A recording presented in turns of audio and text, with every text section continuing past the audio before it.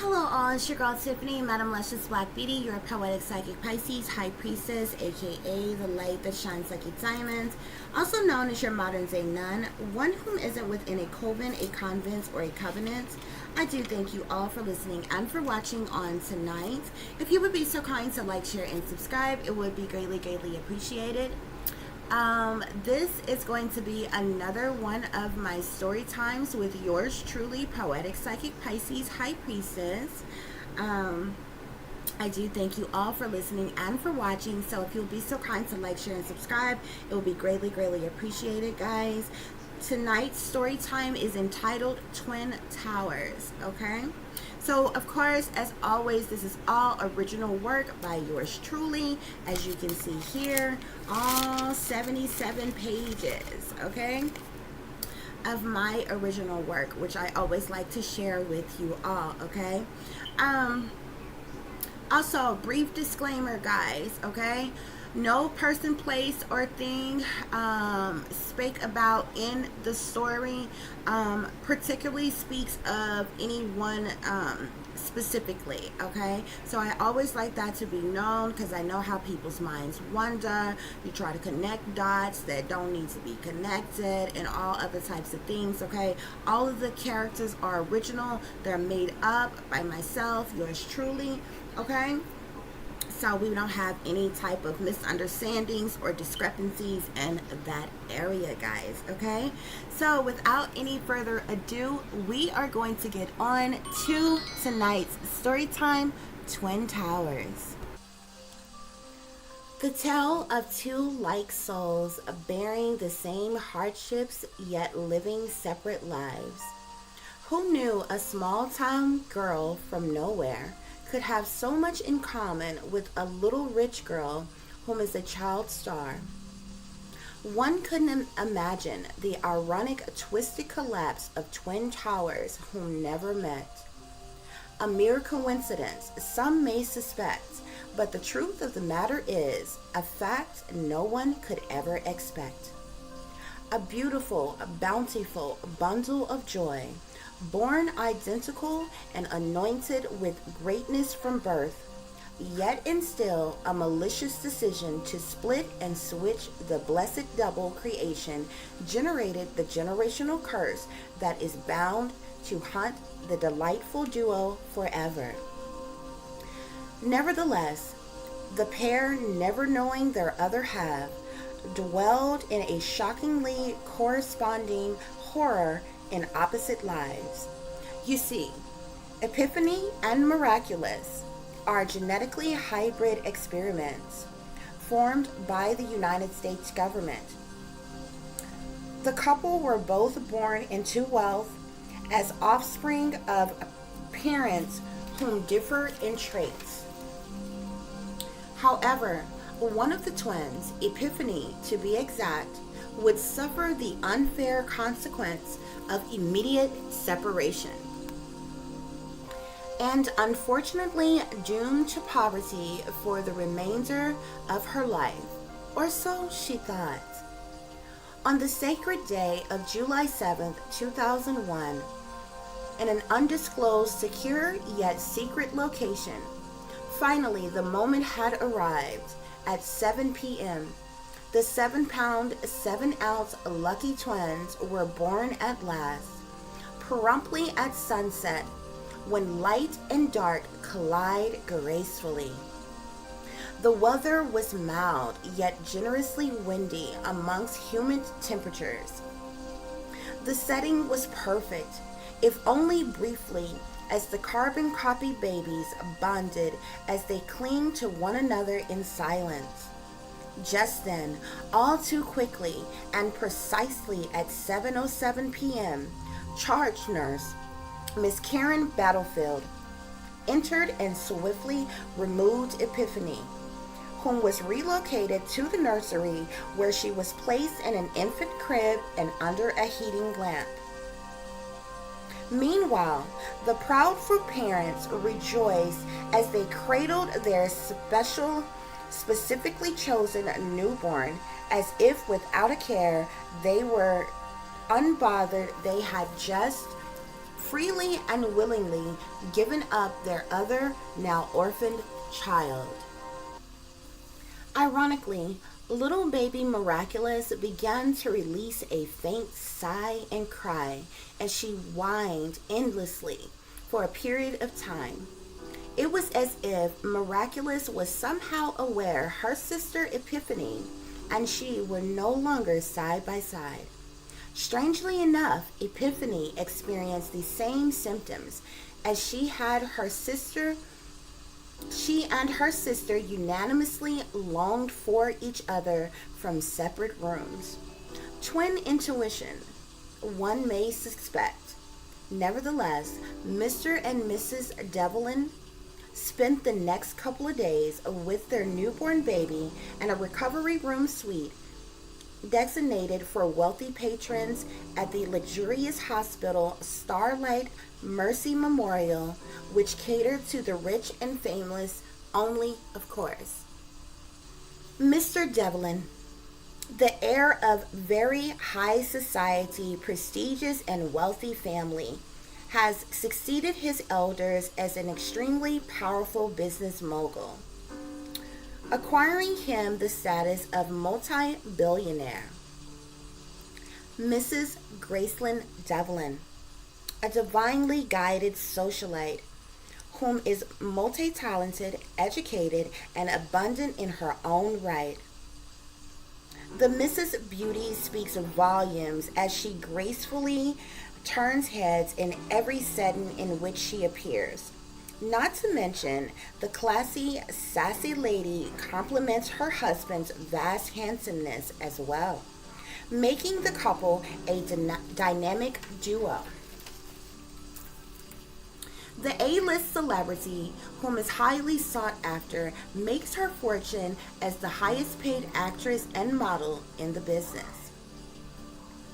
Mr. and Mrs. Devlin, husband and wife of the year for the past 15 years to be exact.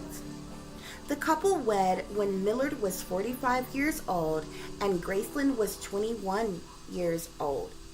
And being 15 years apart in age, the couple thought the perfect 15-year anniversary gift to themselves would be to complete their family with a bundle of joy. So the pair did just that. However, with the missus, of course, not wanting to unnecessarily bend her shape out of place, as if she could anyway, the husband and wife secretly faked Gracelyn's pregnancies for public appearances and discreetly chose a surrogate to birth their child. Something in which was the only obvious option anyway, seeing as Mrs. Gracelyn Devlin is a transgender woman. Yes, even with all the radiant beauty, pizzazz, class, and curves in all the right places, just as a biological woman, you see, the missus yet and still had her penis, just as Mr. Millard Devlin wanted. Nevertheless, from outer appearances, there's nothing not to love about the Devlins, or at least, so do most think. But behind closed doors, away from the prying eyes of the general public and the ridiculously nosy paparazzi, something far more sinister is hidden. Surrogate Miss Rachel Lawson, a 25-year-old struggling student of the arts whom was bound to never make it to the big time center stage with lights, cameras, action, fame, and fortune, settled for the next best thing when approached by one of Mr. Devlin's representatives with an offer she couldn't possibly refuse. However, there was a catch when things didn't quite go as expected. Sure enough, Rachel was offered more money than she had ever seen in her life, which by today's standards for such procedures actually carries a much higher financial agreement. But Rachel, being naive and in desperate need, accepted the amount of only $30,000, and the financial coverage of her medical bills and prenatal care. A total rip-off, especially after all Rachel endured. First of all, things did not go accordingly as planned. As arranged, Rachel was supposed to receive $15,000 up front and the other $15,000 after the delivery of the baby as well, as Rachel was forced to sign a non-disclosure agreement contract, which she did, but there was no transfer of funds as stated at the meeting to sign all the paperwork. Instead, Mr. Devlin found it best not to pay Rachel until she was indeed pregnant. Rachel felt angered by this, considering she had already signed a contract and did everything asked of her. On the day Rachel was due to appear at some specialized lab and clinic for the artificial insemination, Miss Lawson was picked up in a limousine from her hotel suite, which was sent by Mr. Devlin. However, when Rachel arrived to the secure hideout clinic, she was shocked to learn that there would be no regular insemination procedure at all. Miss Lawson was required to be washed thoroughly, which was done by staff dressed in all white. She then was placed naked on a lab bed for patients, where she was then strapped down by her wrists and ankles with her legs spread apart. By now, Rachel was hostile and frantic when someone whom appeared to be a nurse entered the room with a syringe and shot her up with some sort of drug.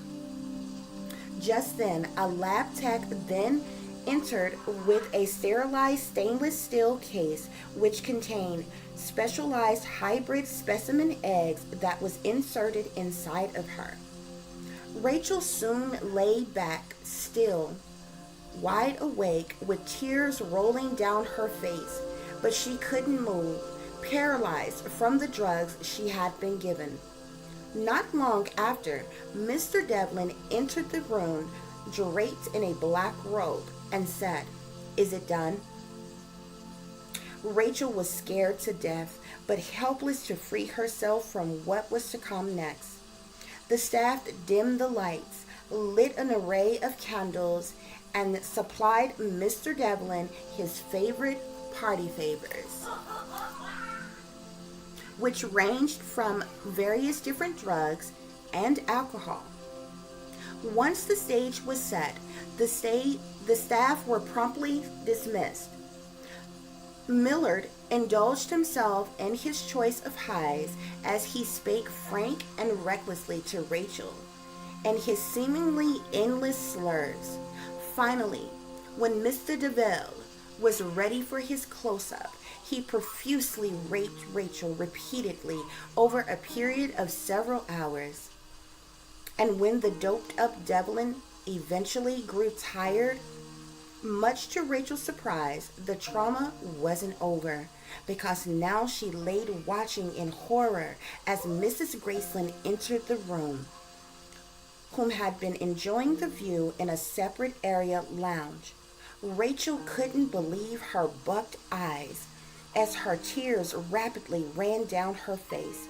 The sheer fear that ran through her mind, body, and soul as she watched Graceland undress, horrified at the sight of the gorgeous wife whose penis was twice the size of her husband's.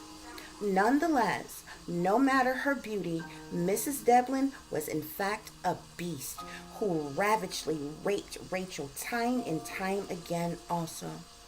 At some point, thankful the torture was over, but now bruised, bleeding, ripped, and sore, Rachel could do nothing but lay there in terrible pain as the drugs wore off.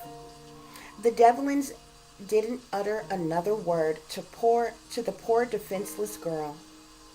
They simply redressed, then ordered the staff to clean up the mess, and afterwards, they just left.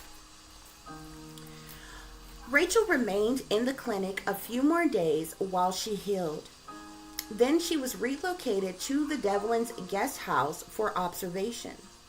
A month later, it was determined that Rachel was indeed pregnant from the previous encounter, at which time only then was the $15,000 deposited to Rachel's account.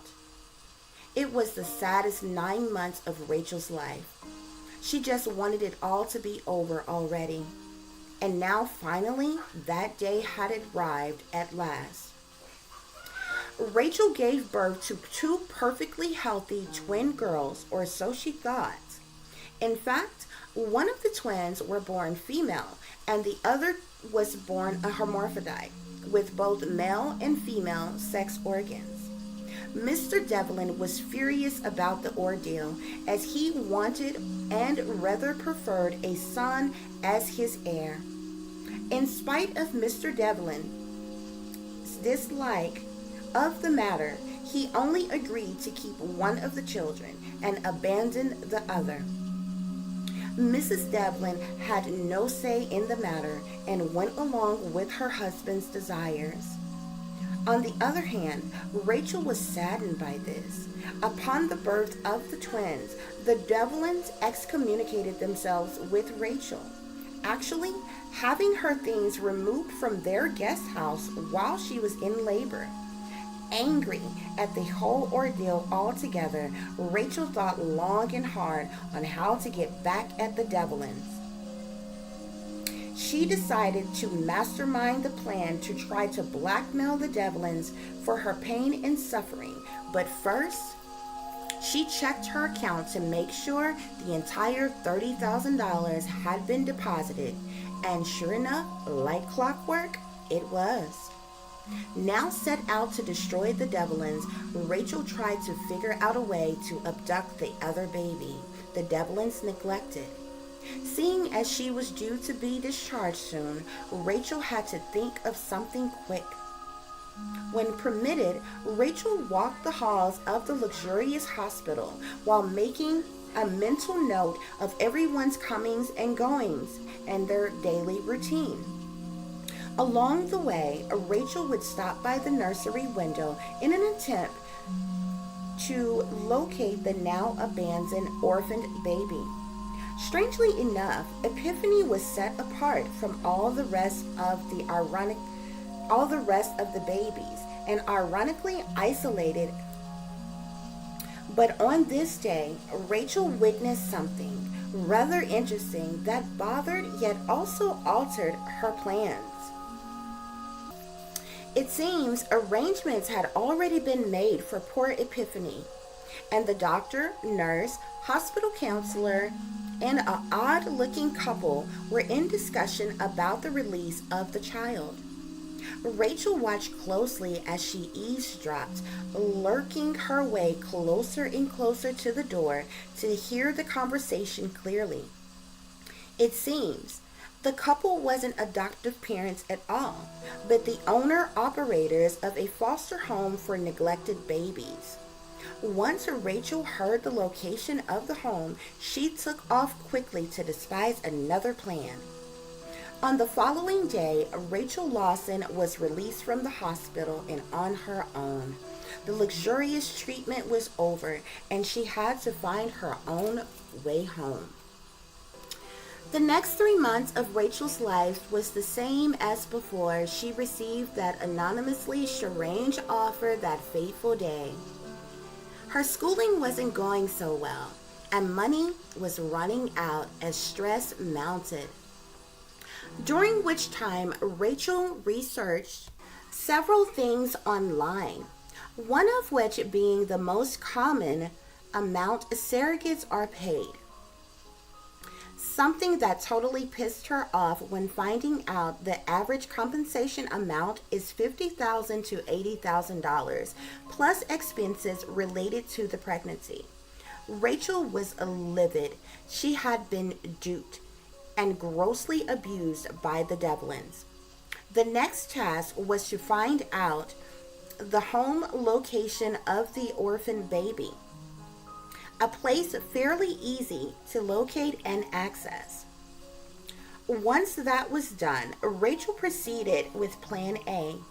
Confront the Devlins about the lack of money they had neglected to pay her and the abuse she endured, as well as the threat to expose the couple not only for what they had done to her, but their dirty little secrets too. Rachel made endless calls to the offices and home of the Devlins with no reply at all. Furious that the wealthy socialites would dare ignore her, she sent one last message and phone call to a private investigator who assured her he'd look into the matter for a small fee, of course, $10,000. Appalled, she had already been gypped. Now here this scumbag was trying to hustle her out of more money. Needless to say, Miss Lawson paid the $10,000, and the investigator went to work, Rachel thought. What the hell is the worst that could happen at this point? But she clearly had no idea. Sure enough, the PI got to work, but Rachel had no clue as to what would happen next. Come to find out, the PI knew the Devlins very well, which he had failed to tell Rachel. Mr. Mitch Slum was his name, whom arranged a meeting with Mr. Devlin. To say Millard was angry that Rachel would go to such lengths to get more money out of him was an understatement. After the meeting, however, Mr. Millard Devlin made a few phone calls of his own. Being the rich and famous, powerful businessman he was, he absolutely had no intentions on giving Rachel Lawson another dime. In fact, he paid the private investigator another $10,000 to drop his investigation and never contact Rachel again. He then contacted his lawyer in an effort to bury the matter altogether. Next, he called the dean of Rachel's school and her landlord at her place of residence, as well as the owner of her part-time job at the art museum. All persons in which were all too eager to accept a payment from Mr. Devlin to handle his lightweight, as he referred to Rachel. By the next week had arrived, Rachel hadn't heard from the private investigator, who was now also avoiding her calls. She was kicked out of her performing arts school, evicted from her apartment, and fired from her job of 5 years. Rachel was heartbroken and flat broke. It felt as if she had been robbed and brutally raped all over again. But poor little Rachel Lawson wasn't about to give up hope just yet. Rachel sadly used what little income she had left to move into a one-room efficiency apartment. She then went on to Plan B, the abduction of baby Epiphany.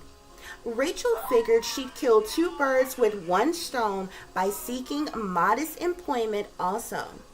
Since it was forbidden to disclose the parents of the neglected orphan child, then the hospital didn't release that information to the foster home owners. In fact, the home itself was a fraudulently run business funded by the government and the elite powers that be. The owners were paid in cash under the table to handle the needs and the care of the orphans until secret, hidden, fraudulent adoptions were arranged for them. The perfect opportunity had presented itself for Rachel. She applied for a housekeeping position at the home, and since the business was being run illegally in the first place, then it was no surprise Rachel was paid for her services in cash. Which was great, considering proper paperwork wasn't filed, which would have revealed Rachel's true identity. With 1 foot in the door, Rachel was eager that this opportunity would afford her the chance to be near the babies. She was to begin work immediately, which was just fine with her, and for the next 3 months, Rachel settled in her new position,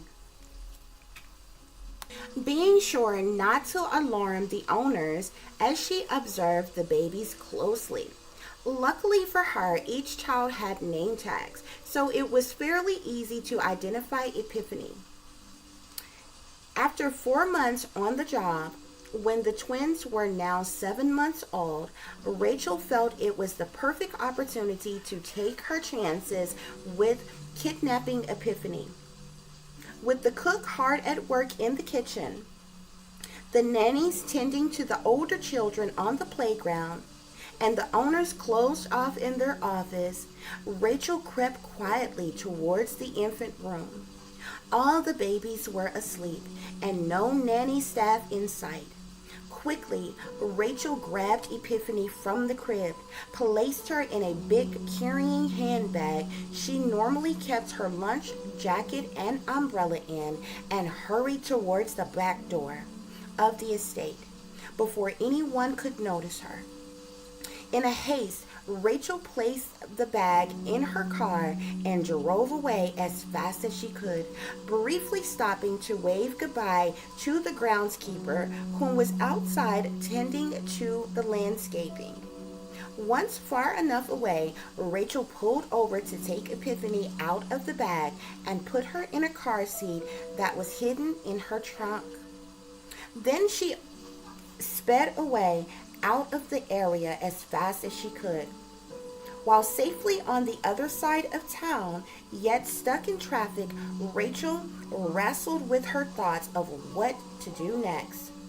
Around the same time, the house live-in nannies finally noticed a baby was missing from the nursery, and they alerted the owners. Mad as hell about the manner, the nannies were harshly punished severely. But with the foster home's operations being fraudulently run, the owners surely couldn't alert the police. They did, however, contact their elite counterparts, whom wasn't at all pleased, to say the least. But it didn't much matter anyway, because now, upon checking, Rachel had given the owners a false name and personal information, so there was no way to track her. With no visitors that day, the owners figured it was she whom took one of the children, which was Epiphany. Ironically, yet undoubtedly no coincidence, back at the Devlin's mansion, they had quite the scare as well, right around the same time baby Epiphany was abducted. It seems the same fear of such a thing happening to Miraculous occurred as well when her live-in nanny didn't return with her at the designated time as requested. Several hours went by with no word from the family's nanny. In a panic, Miss Devlin alerted her husband, who quickly sprung into action to order a manhunt for the nanny and the safe return of their baby girl. Come to find out, by authorities, the Devlin's nanny and daughter wasn't missing at all. Just so happened the two were held up in traffic outside of the pediatrician's office they had visited for a miraculous appointment. It seemed that there was a pileup due to a wreck that had lanes closed off and vehicles backed up for miles, which made the nanny late returning to the Devlin's home with their daughter. Relieved that there wasn't anything wrong and the worst hadn't happened, the Devlin's nerves were at ease as they waited in anticipation for their safe return.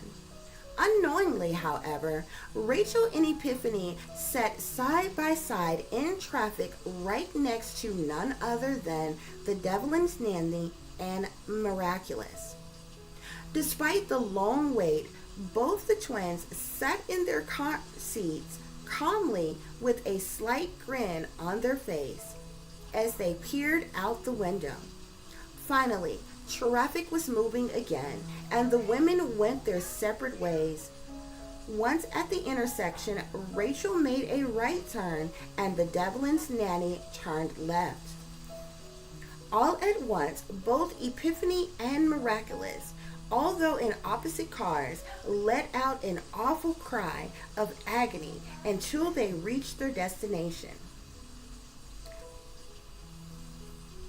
At last, Rachel cautiously approached her apartment, being sure she hadn't been located by anyone. And the nanny safely returned with Miraculous as well, which the Devlins were glad, but made further preparations for the nanny and Miraculous to be accompanied by a driver and bodyguard from then on. Rachel relaxed as she settled Epiphany, feeding the baby and changing her diaper. When she was faced with a rude awakening, Rachel was shocked to find out Epiphany had both male and female genitals, which she became very frustrated by. Reliving the memory of the horrific day the twins were conceived and all she had endured, Rachel suddenly began to break down and cry as a fierce hatred for the Devlins consumed her entirely. A feeling, unfortunately, Rachel began to feel for baby Epiphany as well. Rachel Lawson knew they couldn't stay in the California area for much longer because there was a great risk she could be spotted by someone familiar any day. Not to mention the cost of living was very high there. With only $5,000 to her name, Rachel and Epiphany moved to a smaller state and town in Nashville, Tennessee. Forced to apply for public assistance, Rachel and Epiphany now lived in poverty. Rachel was actually disgusted at raising Epiphany, growing more and more furious every day at the sight of the baby. Not even sure as to what to refer to the child as, whether girl or boy, her hatred not only for the Devlins but now also Epiphany grew rapidly every day. Nevertheless, Rachel now had a plan to blackmail the Devlins. She took several pictures of Epiphany and herself and once again made an attempt to contact the Devlins. Only this time, she had leverage, which was baby Epiphany. With nothing left to lose, Rachel was determined to win at all costs. Rachel repeatedly called and even wrote to the Devlins, ordering them to pay her another $30,000, but yearly, or she would file charges against the couple for fraud, rape, and abuse of power for her pain and her suffering. Rachel also threatened to contact the media to expose the couple publicly. The Devlins were mad as hell. Rachel had come back to haunt them yet again, but this time their hands were tied, seeing as Rachel could produce a DNA test to prove that she was the actual birth mother at any time.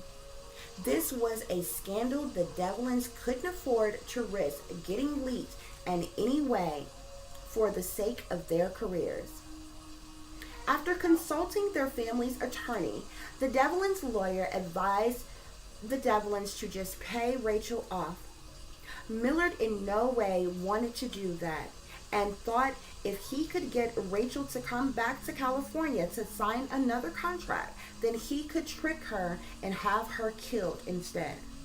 Upon arrival, but Rachel wasn't taking any chances and refused to do so. Instead, Rachel requested direct payments by the twins' first birthday or she was going to the media.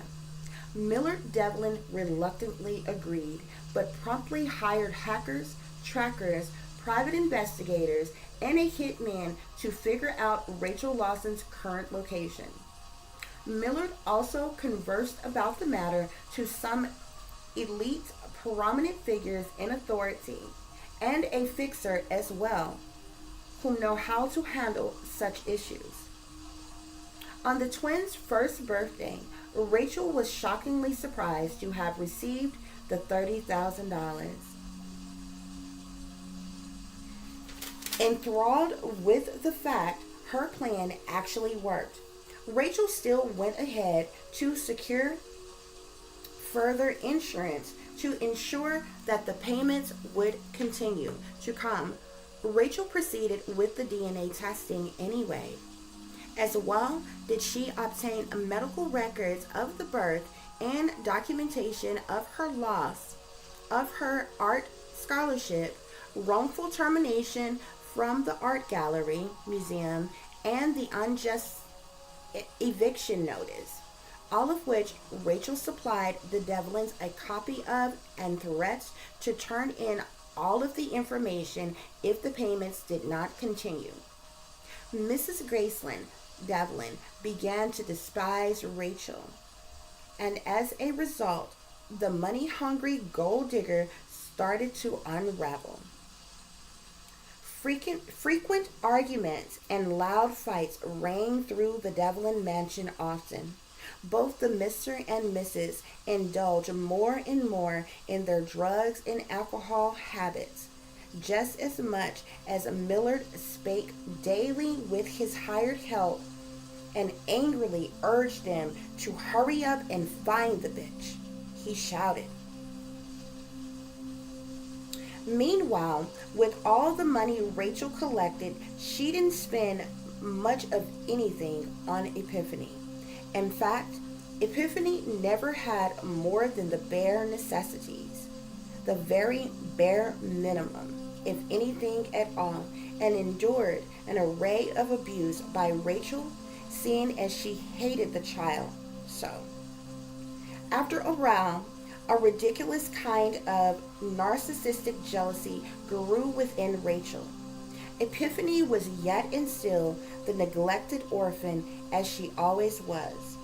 Startlingly enough, life wasn't any better for Miraculous, except for the fact that she was rich and living in luxury. Miraculous parents, Millard and Graceland, weren't at all nurturing, loving, or attentive either, leaving her neglected often in the care of her nanny. The Devlins were often away or heavily under the influence of some kind of substance when they were present. For 6 straight years, the twins experienced the exact same drama, trauma, emotional, and physical abuse. Rachel was receiving $30,000 yearly for Epiphany and never once treated the girl like she actually loved her.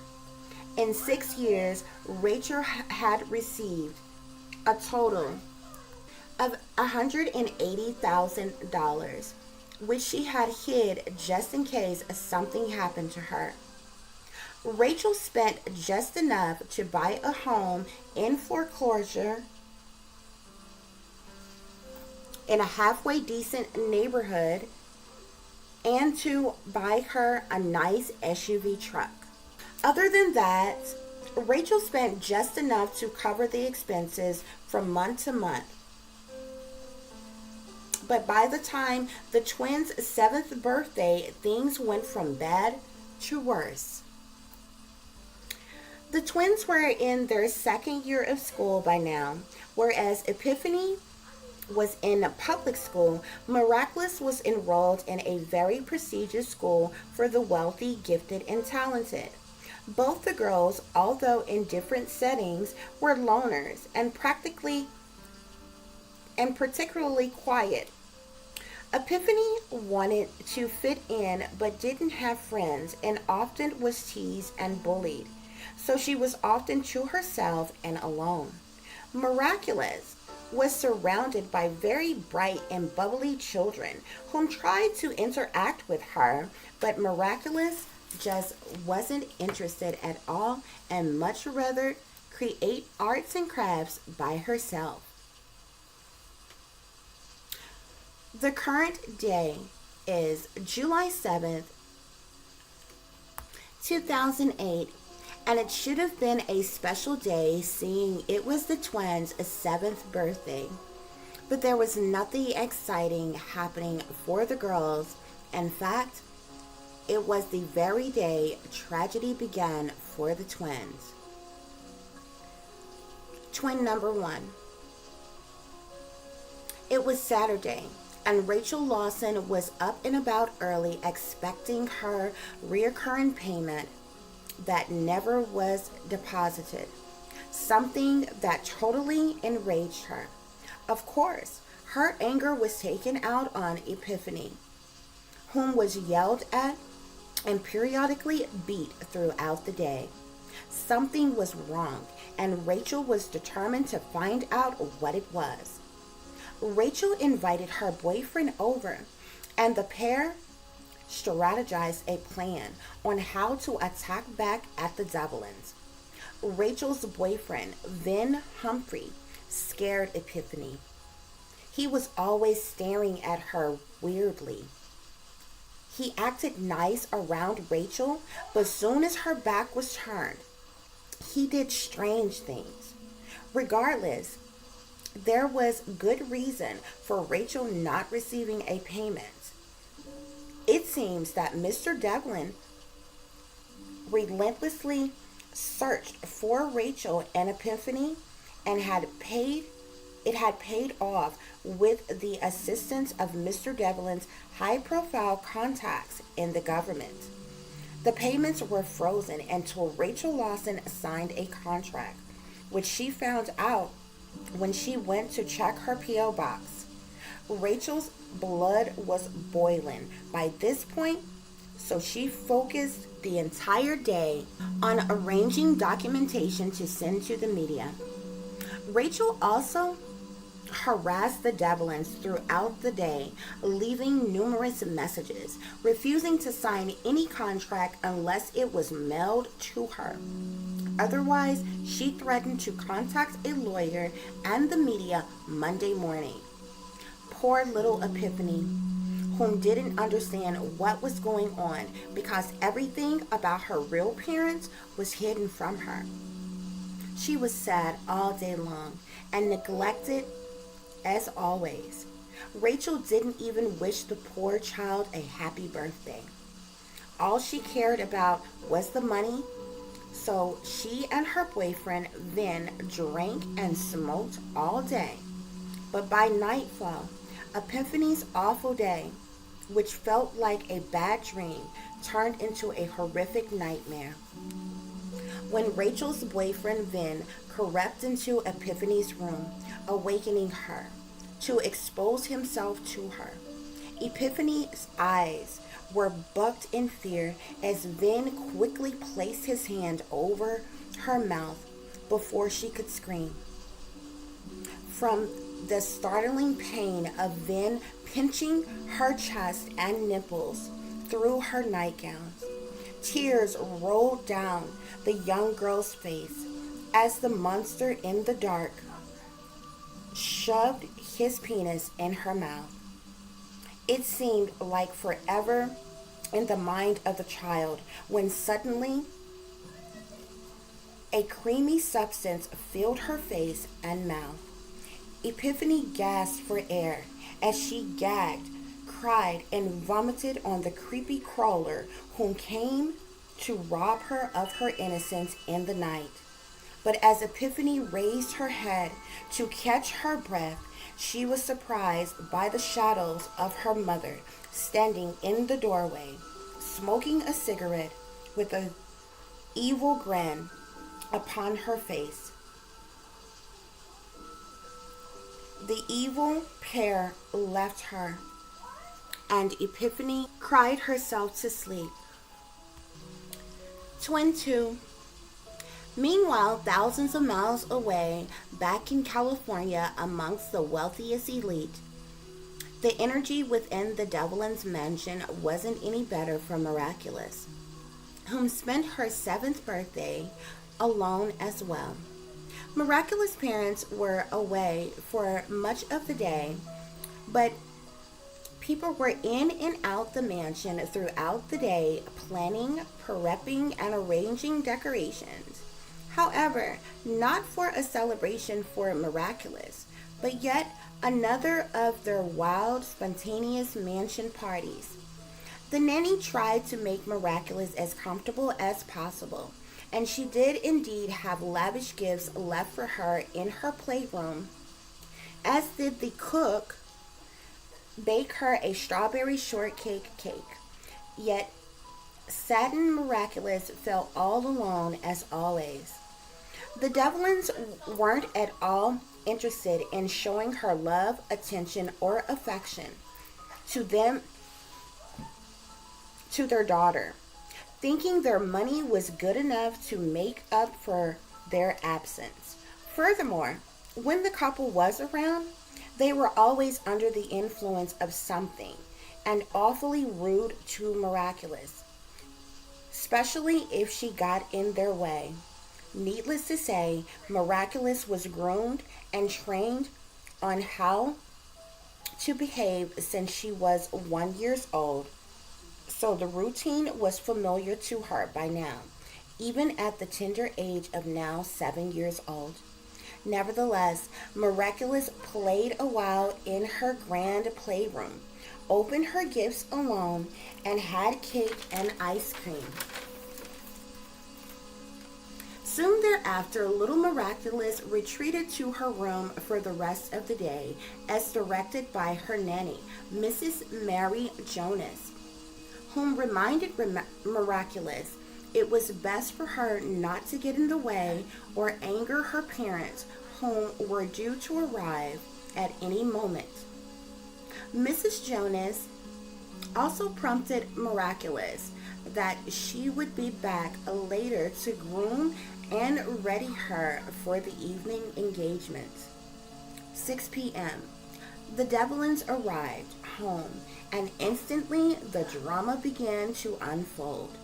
Graceland immediately started shouting at the party planners about the decorating designs on the patio deck. Uninterested, Millard was preoccupied on his phone with his informant. He stopped at the bar to fix him a stiff drink as always. Then he relocated to his office, closing the door behind him. It wasn't long before the distant yelling and profanity seeping from the cracks of Mr. Devlin's door rang through the foyer. Millard's temper was flaring to an extreme as he conversed back and forth with his secret contacts. Of course, the topic was Rachel Lawson and the most recent issue at hand. The messages of threats was relayed to Millard, and he wasn't happy at all, to say the least. Regardless, Mr. Devlin told his lawyer to draw up the contract and send it to Rachel. The private investigator interrupted the conversation, asking Mr. Devlin should he be continuing to track Rachel Lawson since they now had her location, which he replied, yes, but keep your distance. The private investigator responded, great, and the conversation ended. A few VIPs working with Mr. Devlin were amongst many on the invite list for the cocktail party that evening, so Millard would see them then and finish their conversation at that time. Nanny, Miss Mary, approached Mrs. Devlin in the backyard. Excuse me, miss, I wanted to remind you of Miraculous' birthday today. I thought maybe you'd like to spend some time with her before the evening event, she said. Graceland sighed and replied, oh, don't be so dramatic, Mary. I'm much too busy for that. Didn't she get her gifts? Miss Mary said, well, yes, ma'am, but Mrs. Devlin cut her off. Well, then, that should be good enough. Now, excuse me. Frustrated, Miss Mary just said, very well, and walked away. It was 7:20 p.m., so she proceeded to Miraculous' room to get her ready for the festivities for the evening. Mr. and Mrs. Devlin made their way to their master bedroom to prepare themselves for the party, which was set to begin very soon. Whereas normally Miraculous was put to bed around 8 p.m., tonight was different, and the nanny was given strict orders to have her ready by 9 p.m. Upon entering Miraculous' room, Miss Mary Jonas awakened the little girl whom had fallen asleep at the foot of her bed. Mary performed her duties as requested by Mrs. Devlin. She ran a bubble bath for Miraculous, picked out her evening attire, and set it aside. Put the little girl in the tub and bathed her thoroughly. Afterwards, Miss Mary combed and styled her hair and dressed Miraculous, during which time Mary had a very important conversation with Miraculous, starting with telling the young girl not to speak unless spoken to, and to be very sure not to make her parents angry or embarrass them. Miraculous sat still while listening with a confused look on her face, but replied, yes, ma'am. Lastly, Miss Mary told Miraculous a strange story about little girls whom are forced to grow up too soon. Mary said the night would be special, and she'd never forget this day, because tonight was the night that she'd learned to be a big girl. Mary also added, no matter how frightened the girl may get, always remember your manners and stay polite. Miraculous had no clue what Miss Mary meant, but she nodded her head in agreement and tried to remember everything she said. At 8 p.m., there was a knock at the door. Moments later, the door swung open, and it was Mrs. Devlin. Great, she said excitedly. She's ready. Miss Mary responded, yes, ma'am, she is. Graceland reminded Mary to bring Miraculous downstairs at precisely 9 p.m. Just then, the cook, Sandy Mitchell, entered with a tray of food for Miraculous, which included a specially blended berry drink that Mrs. Devlin insisted Mary made sure Miraculous drank every bit of. Mary shook her head, okay. Sandy rolled her eyes and made her exit. Graceland said, well done, and see you later, as she turned away to leave with a crooked smile. It was sad. She didn't even acknowledge Miraculous at all, not even to say happy birthday, Mary thought. Not to mention, she was very unsettled about the evening's events and the fact that she knew Miraculous juice was drugged. Nevertheless, Mary did what she was told and made sure Miraculous ate her dinner and drank all of her juice as requested by the girl's mother. 8:30 p.m. and the Devlin's cocktail party has begun. Constant chimes of the doorbell rang again and again as a wealthy elite guest stormed the estate. Distant chatter, laughter, and endless clanking of wine glasses, martini glasses, and shot glasses could be heard throughout the lavish mansion. The cook, Sandy Mitchell, prepared an array of appetizers, hors d'oeuvres, delicate desserts, and other refreshments, served by the mansion's maid staff. Most of the guests were scattered about between the foyer, ballroom, and patio lawn. Strobe lights were flashing and the live DJ entertained the crowd as the host, Mr. and Mrs. Devlin, mingled amongst their rich and famous friends. 9 p.m. Nanny Mary Jonas walked side by side with Miraculous as they casually walked down the long spiral staircase. When they finally reached the bottom of the foyer, the doorbell rang yet again. Mrs. Devlin swung around in excitement and cheered and said, "Oh, yay, more guests." As she proceeded anxiously to the door, she noticed Miraculous and Mary out the corner of her eyes. Graceland smiled and simply said, "Perfect, right on time." Graceland graciously opened the door and a loud crackle sang from the ladies as they greeted each other. It was none other than one of the elite's most notorious Madam Breeders, Laura Stark, whom is also very wealthy and privileged due to her services she provides the rich and famous. Lagging in tow, Laura brought along with her, as requested, 3 of her children, Daniel, Amy, and Timothy. Without warning, Graceland snapped, shouting at Mary, "Don't just stand there. Take the children to the back patio yard to play." Mary nodded and did as she was told, leading the way for the children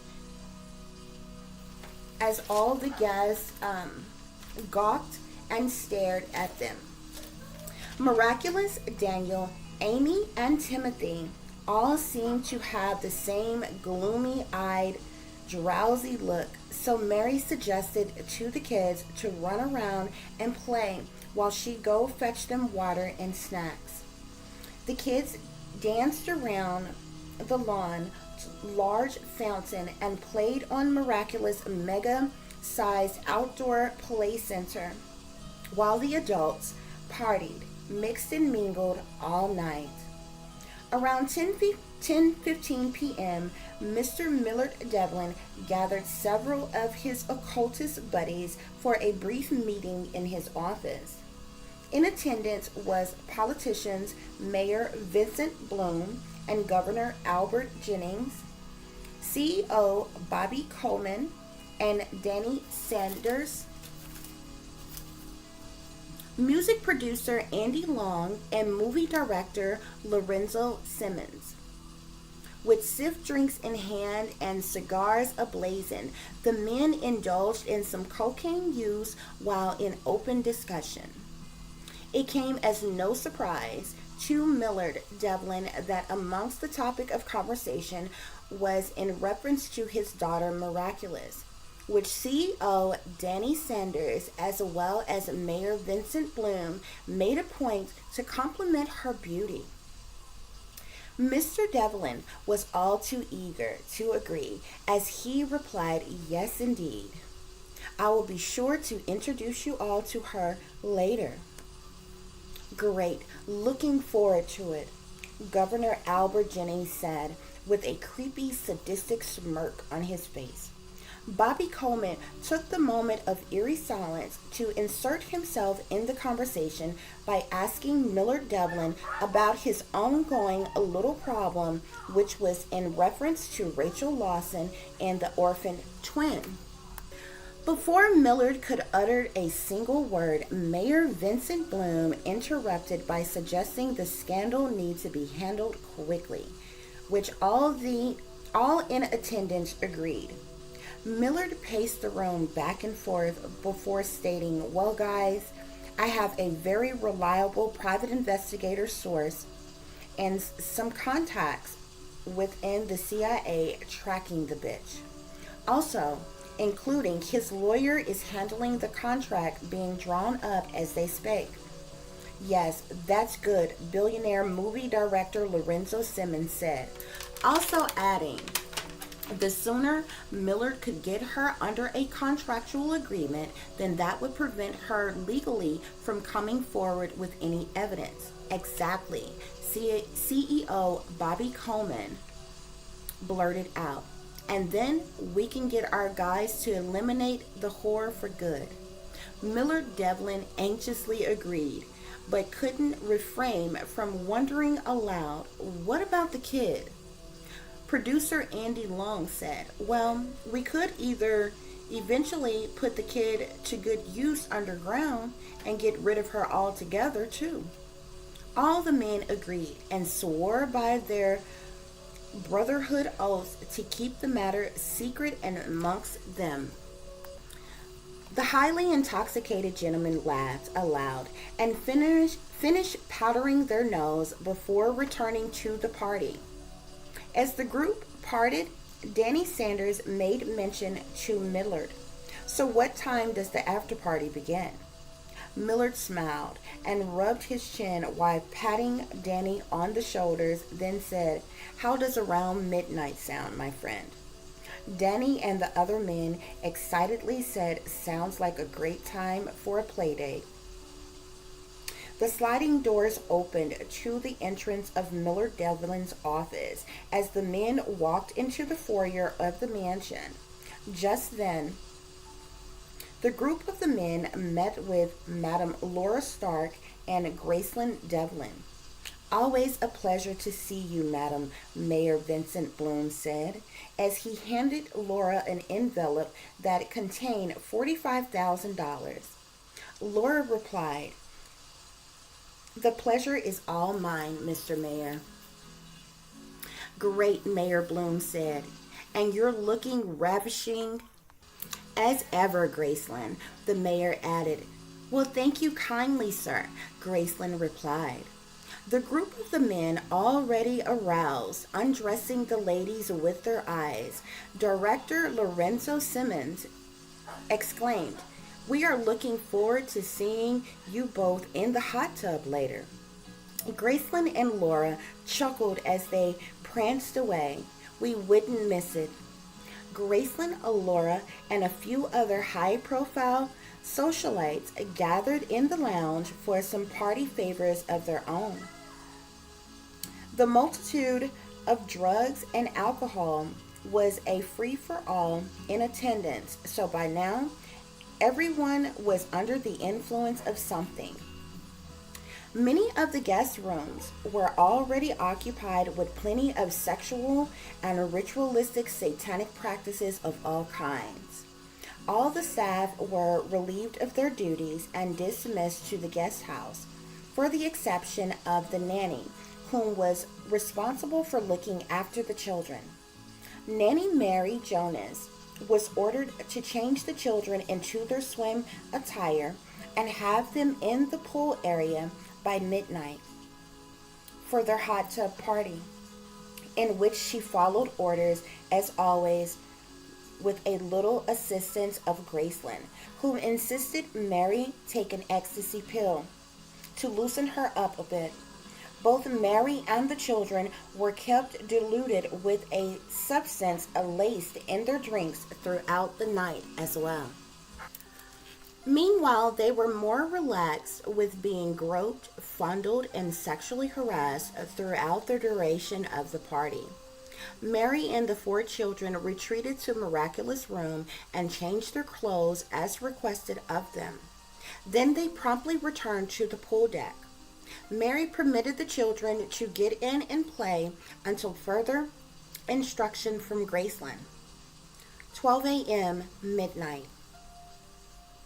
The Devlin's cocktail party had begun to wind down a bit, whereas some of the happy, highly satisfied guests had made their exit to rendezvous elsewhere with their sneaky link affairs.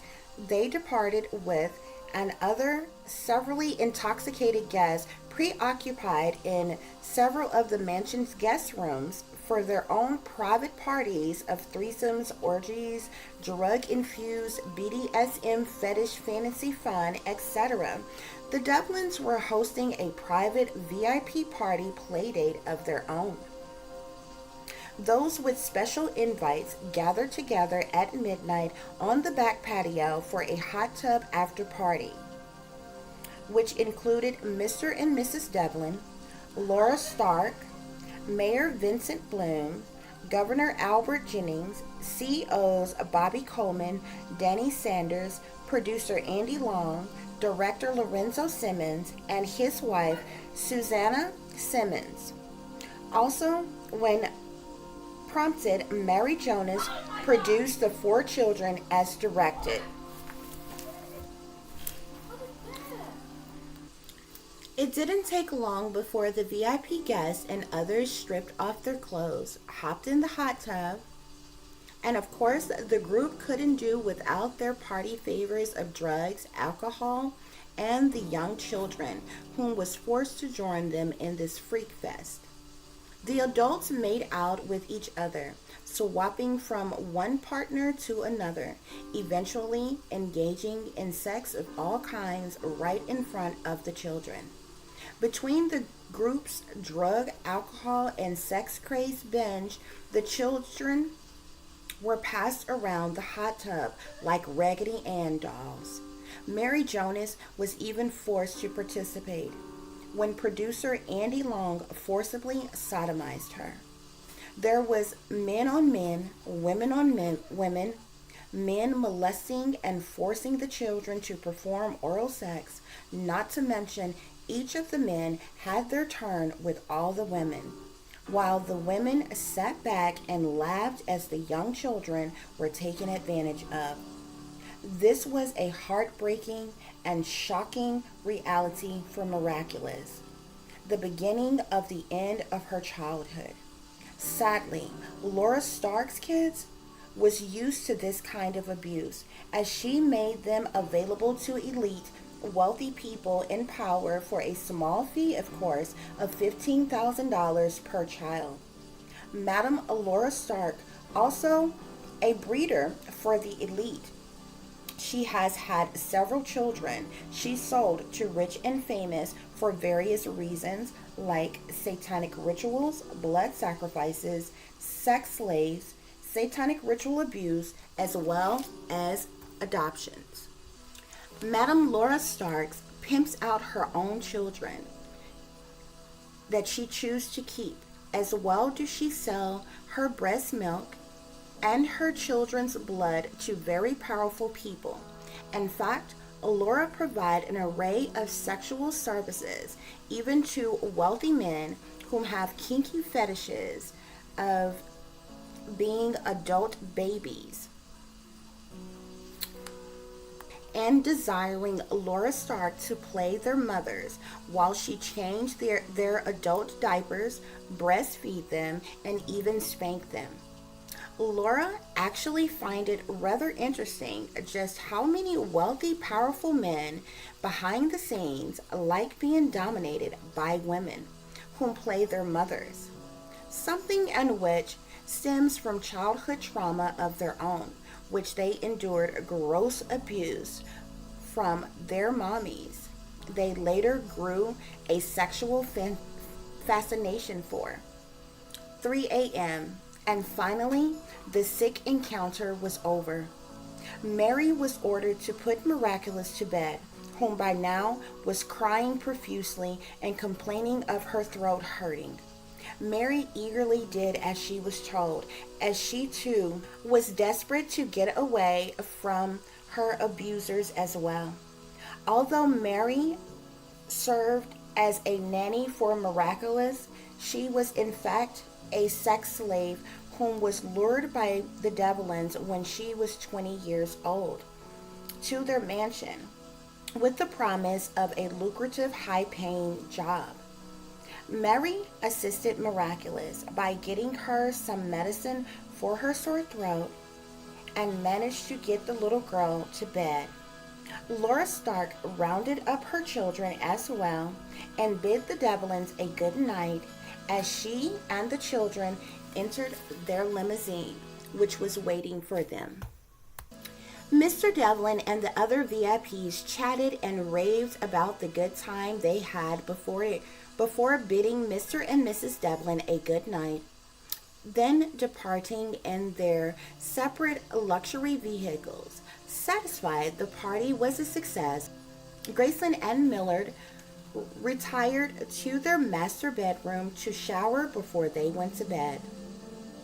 Bright and early Monday morning, Graceland arose early to handle her daily affairs.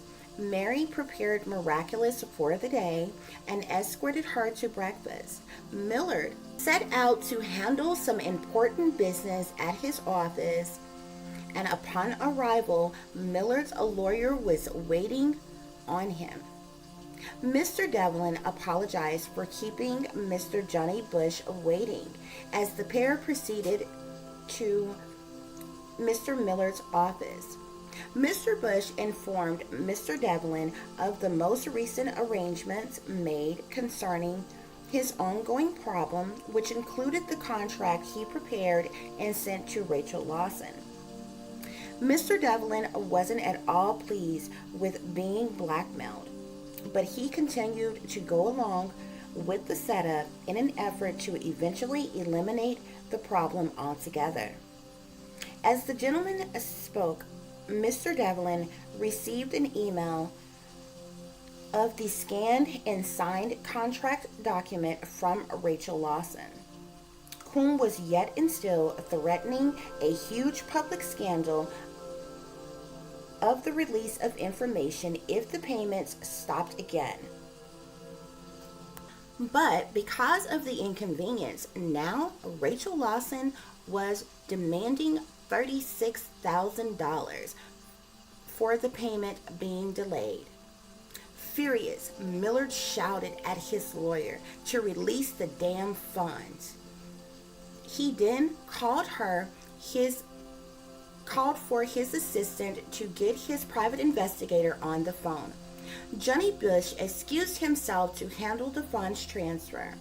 Throughout the day, Mr. Devlin spoke with the private investigator and his CIA contacts because Millard was paying an extreme amount of money to have Rachel Lawson targeted, which a third-party company was handling the operations of. Something Rachel Lawson began to notice was happening after realizing she was being stalked, followed, and harassed by random persons.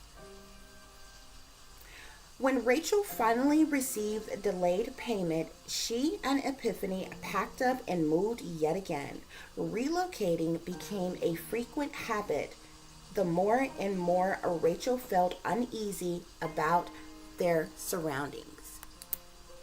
Over the years, as the twins grew up enduring satanic ritual abuse, their horrific childhood trauma mirrored each other, and every 7 years there was elaborate staged events that took place which greatly affected them both. Between the ages of 8 and 13 years old, with both children being tracked and closely monitored by the government, each of the twins were implanted with RFID chips during a routine dental visit, where in fact the girls was put to sleep for the surgical procedures. The twins were also groomed and under heavy mind control, kept drugged with heavy sedatives, and programmed to be sex kittens, child sex slaves, whereas the Devlins were in agreement with these procedures. Rachel Lawson was forced to comply by her contractual agreement. Besides the twins being subjected to endless satanic ritual abuse, the twins were frequently exposed to physical, mental, emotional, psychological, and sexual abuse. Both of the twins are extremely gifted and talented, creative and artistic, but Epiphany was unfairly treated as her abilities are purposely neglected in an effort to make her feel unworthy or not good enough. Miraculous, however, with wealthy parents, was expected to excel. Miraculous is well on her way as a child star thanks to her well-to-do, high society, ultra-rich parents. Miraculous has many pageants she has been forced to participate in by her mother, which of course she always won, as well as she is a model for several expensive name brand companies. Miraculous currently model for her own brand of clothing, shoes, accessories, and toy line. As to she act currently on the cast of the most popular children's TV show at Nickel Studios, with the occasion collaboration with the Disney franchise. Over the unfortunate years of the twins' lives, Miraculous seemed to be severely withdrawn and numb to the pain from the endless abuse. Epiphany, however, has begun to rebel as her anger has overwhelmed her. Depression and stress has plagued and possessed the mind, body, and soul of the distant twins whom struggle to cope with their circumstances. Furthermore, although the targeting, intimidation tactics, gang stalking, harassment, invasion of privacy, and endless touchless torture persisted and has gotten more severe and aggressive, Rachel Lawson yet and still received payments yearly of now $36,000. Yet no one knew Rachel had every intention of releasing the information anyway. Nevertheless, Mr. and Mrs. Devlin stopped at nothing to strategize with their team on when, where, and how to blood sacrifice Rachel Lawson. Everyone knew she was a target, and Millard's informants updated him daily about Rachel and Epiphany's whereabouts. And the wealthy, powerful business mogul plotted, planned, schemed, and set up the arrangements to take out Rachel Lawson and human traffic Epiphany at the right time. However, unaware, a sudden change of events would alter his previous organized plans altogether. The twins' 14th birthday. Twin number 1. Epiphany's 14th birthday was just as any other day. Nothing was ever done to make Epiphany feel special, and frankly, she was used to the neglect by now. All Rachel seemed to care about was her annual income she'd receive, which she rarely put forth any effort to spend anything on Epiphany. Epiphany hated her mother to death because of all the years of abuse, and she couldn't wait to get the hell out of there. Their arguments were loud and frequent now that Epiphany could speak up for herself, resist and fight back. But on this fateful day, Epiphany had enough of the trauma and the drama when one of many of her mother's boyfriends had come in to rape her, like he had so many times before, while Rachel did nothing about it. Epiphany wasn't scared and shy anymore. She was mad as hell and determined to fight back. Rebellion was now amongst Epiphany's daily routine, and she was bound to find a way out. So that day was the first time Epiphany ran away from home. Friendless, with no money and nowhere to go, Epiphany ended up in the company of an older crowd whom had bad habits and a bad influence on her. Although she was still in the area of her local community, Epiphany was still being tracked via her chip. Little did she know, Linked up with an older associate from her school and a few others, Epiphany was convinced that drinking alcohol for her birthday would be a good idea. Hesitant to do so, but not wanting to upset the only people she had to hang out with, Epiphany took a few sips of liquor the group had. It wasn't long before she felt tipsy and became dizzy right away. But of course, that was mainly because the young girl's drink was roofied on purpose. Epiphany's older school associate, Marissa Arnold, whom was 16 years old, laughed along with her friends as they found it funny to drug her and watch her pass out. The group made a mockery of Epiphany and even went as far as stripping her of all her clothes and leaving her alone at the local park. Luckily, Epiphany was found and rushed to the hospital for treatment. The nurse contacted Rachel Lawson about the incident, and whom didn't seem to care and wasn't even looking for her daughter at all. Discharged the very next day, Epiphany was upset she had to return home to all the yelling, fighting, and abuse. She locked herself in her room and refused to come out for days unless she was sure Rachel and her boyfriend were gone.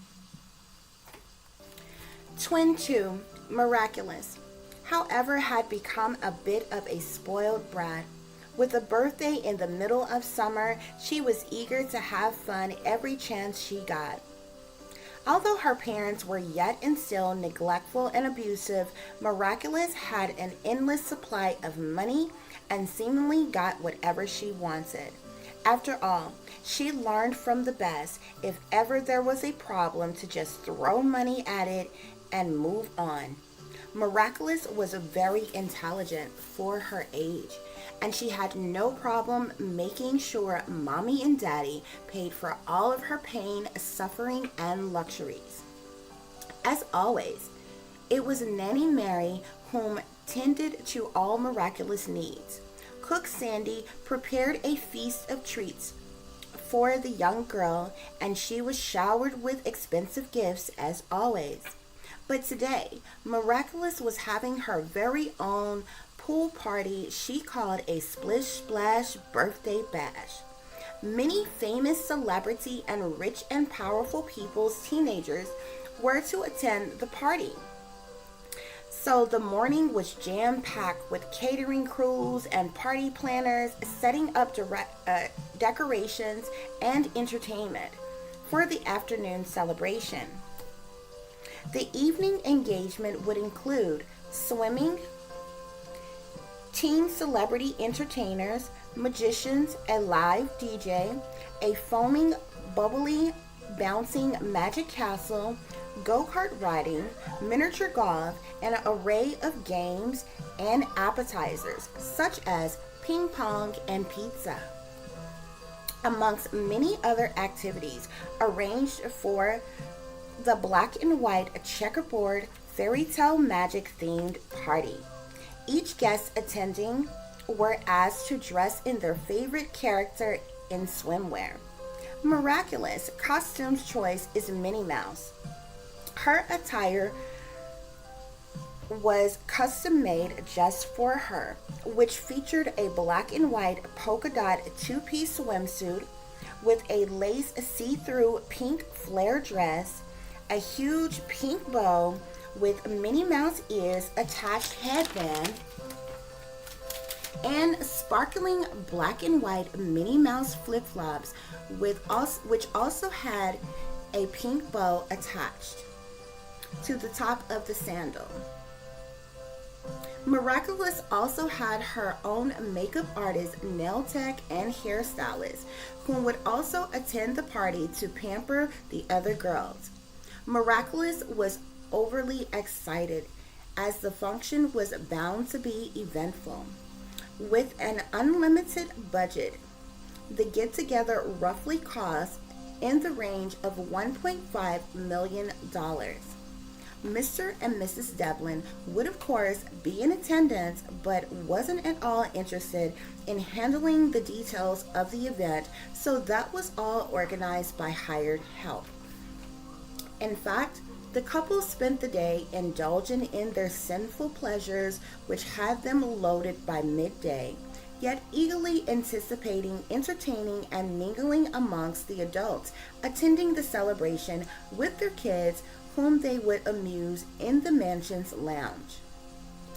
12 p.m. noonday, and the party was set to begin. Limousines and luxury vehicles swarmed the property all at once, one right after another. Miraculous waited anxiously in the foyer of the mansion to greet her guests, and as every wealthy popular teen arrived, screams of girly joy echoed all through the mansion. Before long, the estate was jam-packed with teenagers between the ages of 14 and 18 years old. Most were dropped off by their assigned drivers and bodyguards, but several others were accompanied by their rich and famous parents. A stampede of teens rushed the backyard lawn for fun in the sun, and the adults were escorted to the lounge with their hosts Millard and Graceland Devlin, whom had planned entertainment of their own. The women quickly gathered together as the men lit their Cuban cigars and socialized at the poker tables for some gambling fun of their own. Before long, millions of dollars was up for grabs. The bartender kept everyone's alcoholic beverage of choice refreshed, and the servants delivered scrumptious appetizers for the intimate group to enjoy as well. For the Devlins, it wouldn't be a party without party favors, in which they were happy to oblige and supply their guests with. Within the Devlins' enormous lounge den was one of few different separate rooms, one of which was completely see-through, as it had glass sliding door entrances. Graceland led the way for the other ladies as she invited them to mingle with her in the looking glass room, as she called it. The women laughed, talked, drank martinis, and took shots while smoking weed and powdering their nose. The room also had a home theater system where the ladies watched the outside festivities of Miraculous Party. The wild and free teens were having a blast as the live DJ kept the crowd hype. As it seemed, it was no surprise that many of the older teens had acquired bad habits of their own, which was of no surprise or bother at all to anyone. As a result, but of course, the party punch was spiked with vodka, so the teens were actually rather tipsy. And some of them even had their own supply of pills and other upper party drugs, obviously taking after their parents' addictions. Ironically, Graceland and her lady friends found humor in the matter and didn't at all put forth any effort to put an end to the madness. Highly intoxicated, the women even joked with the men about it, which was met with an erroneous reaction of a loud outburst of laughter and reply by one of the fathers saying, "Oh well, let them have fun. They've learned from the best how to party." 3 p.m. and the celebration was yet and still a full throttle of adventure. High as a kite, the teens danced and partied into the night, jamming to a mixture of pop, country, rock, and rap music.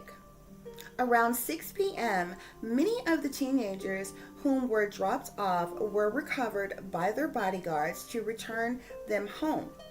Several others had snuck off for a makeout session in the guest house, and all the teens, accompanied by their parents, continued to party on as it was decided they would stay over for a co-ed slumber.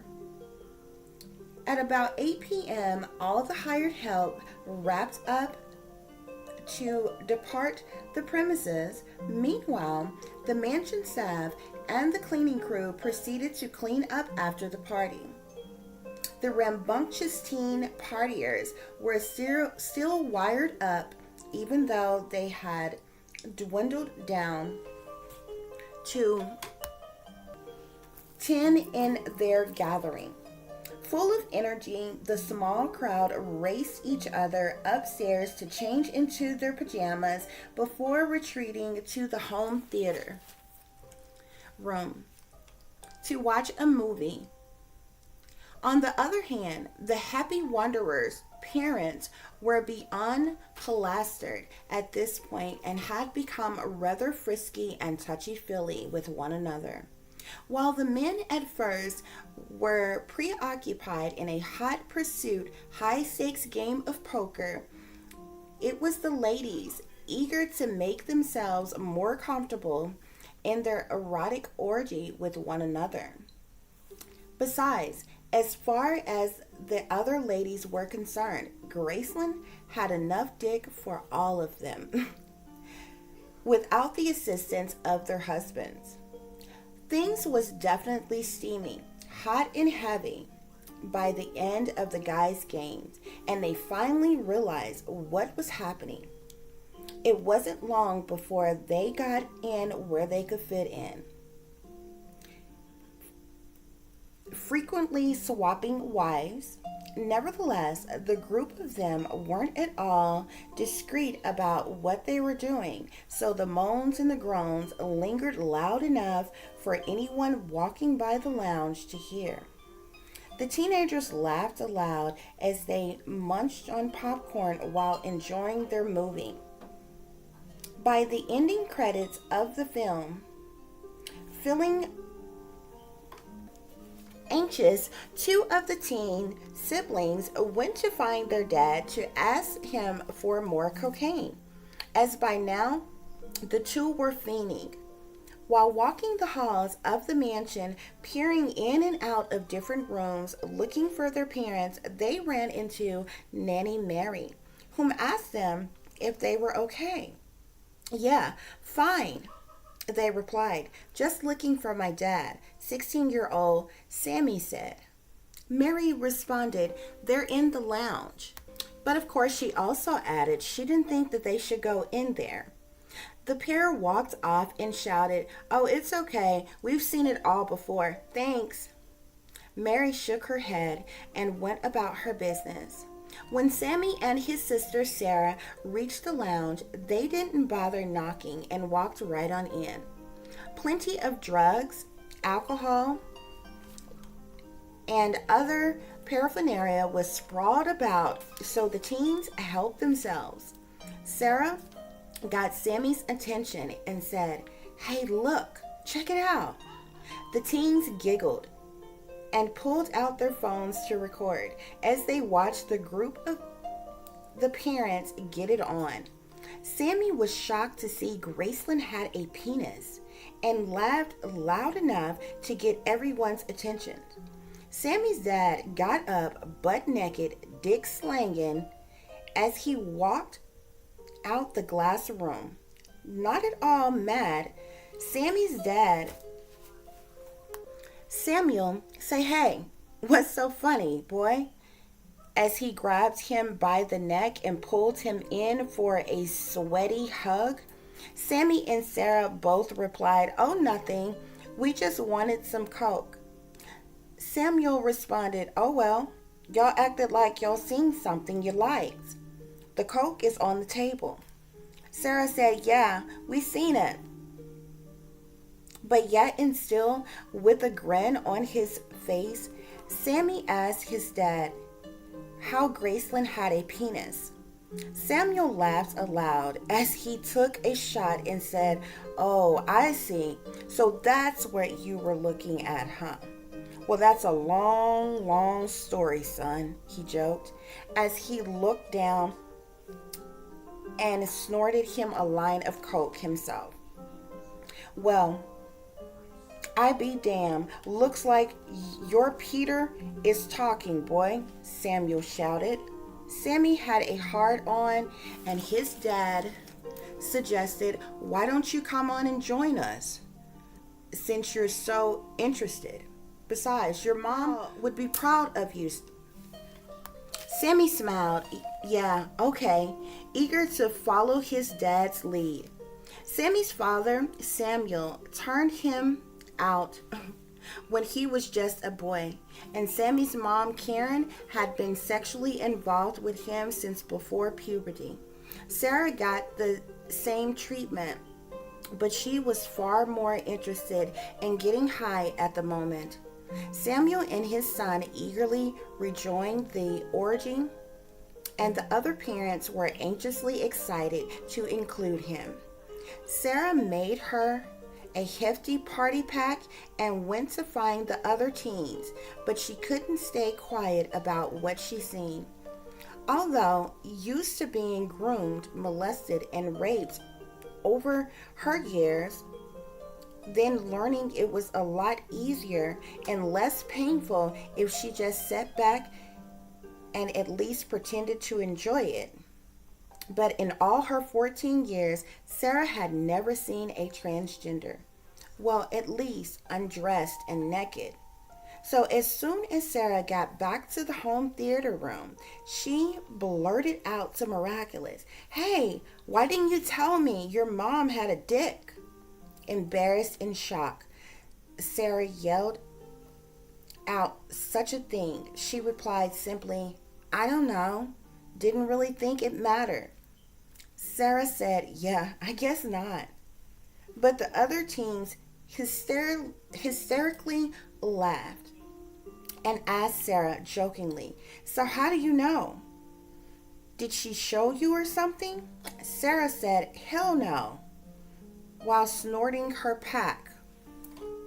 "But I seen all of our parents in the lounge together, naked and having sex." The teens weren't surprised and said, "That figures." Miraculous by now was irritated. Over the years, she grew a prolonged hatred for her parents. They were always high, drunk, fighting, having some kind of sex party, or performing some kind of satanic ritual, and now she was embarrassed in front of her friends. It really didn't much matter though, because the teens there were used to abuse of all kinds since they were babies too. But not many people knew Graceland's little secret.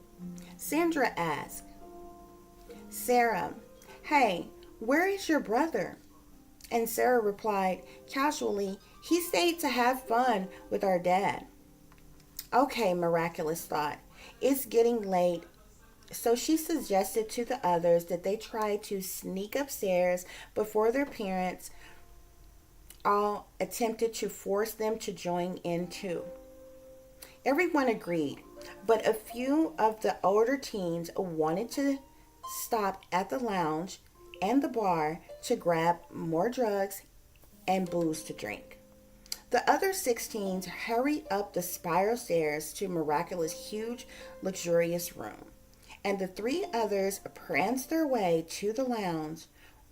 Once inside, they grabbed what they could to feed their addictive habits. Sandra, Sarah, and Myron were stopped abruptly before they could jolt out the door. It was Sarah's totally wasted mom, Jennifer, whom stopped the group, slurring her words with her eyes barely open. She said, "I know you guys didn't think you were going to get out of here without giving mommy a kiss goodnight." Extremely grossed out because Jennifer had dried cum all over her face, the teens looked at each other and asked, "Do we have a choice?" Jennifer shouted, "Hell no. Now come on before I tell your dads." The teen said fine and kissed Jennifer goodnight and got the hell up out of there as fast as they could. Not far behind them was Sammy, whom seemed pretty damn happy he got his rocks off by miraculous mom Graceland.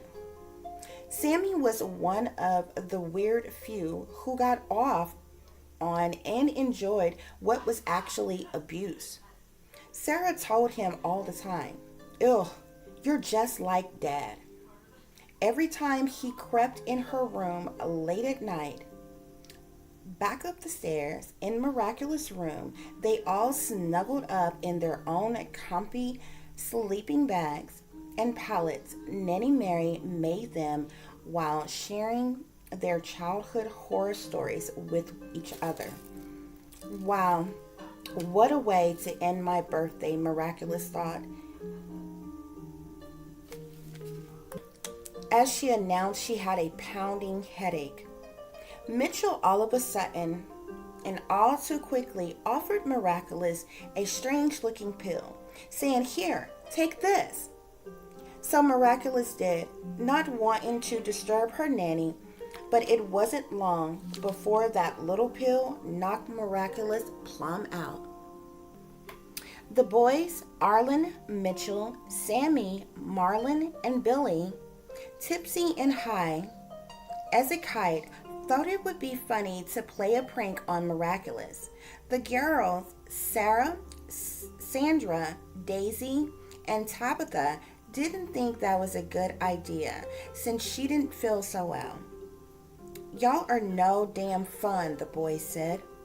"I'll show you fun," 15-year-old Daisy said to 16-year-old Myron. Daisy stripped in front of everyone and started making out with Myron. The rest of the group laughed hysterically as they watched until Sammy suggested it would be a good idea to mess with Miraculous yet again. The teens, obviously overly intoxicated, made the decision to record themselves stripping and taking advantage of poor sleeping Miraculous. Clearly, the bad judgment of the teens stemmed from each of their years of sexual abuse. They were the abusers, and highly promiscuous too. When the teenagers' hanky-panky was over and done, they passed out into a stupor until morning. Mary entered the room bright and early at 9 a.m. the next day to awaken the teens for breakfast. The room was a mess, and none of the teens were dressed, sprawled about in nothing but their underwear. It was no wonder to Nanny Mary what had happened, but Miraculous jumped up, asking anxiously what was going on because she couldn't remember anything. Ashamed, Miraculous stormed to her bathroom to get dressed and had an extreme attitude the rest of the day. Everyone else got up and went about their own way. The guests grabbed their breakfast to go and went about their day with their parents, who waited for them in the billiard room of the mansion until they departed in their own separate luxury vehicles and limousines. Between the ages of 15 and 20 years old, the estranged twins would soon face a catastrophic event that would greatly affect them both, as the identical pair grew from young girls to young ladies. A twintacular tower was bound to collapse, which would change everything forever, but bring the twin sisters back together. Twin 1. Epiphany and her mother continued to have beef. It seemed the older Epiphany got, the more severe the abuse she had to endure. That is until she was 16 years old and kicked out on the street because she came across some information she wasn't supposed to see. Epiphanies overheard Rachel Lawson talking to her boyfriend about the money she was receiving for her. Intrigued by the matter because she never had a father, Epiphany wondered who Rachel was getting the money from.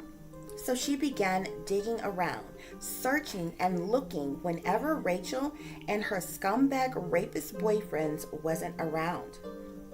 And one day, Epiphany found a box full of documents and proof Rachel planned on using to expose Millard and Graceland Devlin. Epiphany couldn't believe her eyes. Not only was she supposed to be the child of a wealthy couple, but she had a twin. Epiphany grew angrier and angrier the more she thought about all the years of abuse she suffered at the hands of Mommy Munster and her Freddy Krueger boyfriends, not to mention all the money she had received and almost never bought Epiphany anything, something she was bullied for in school.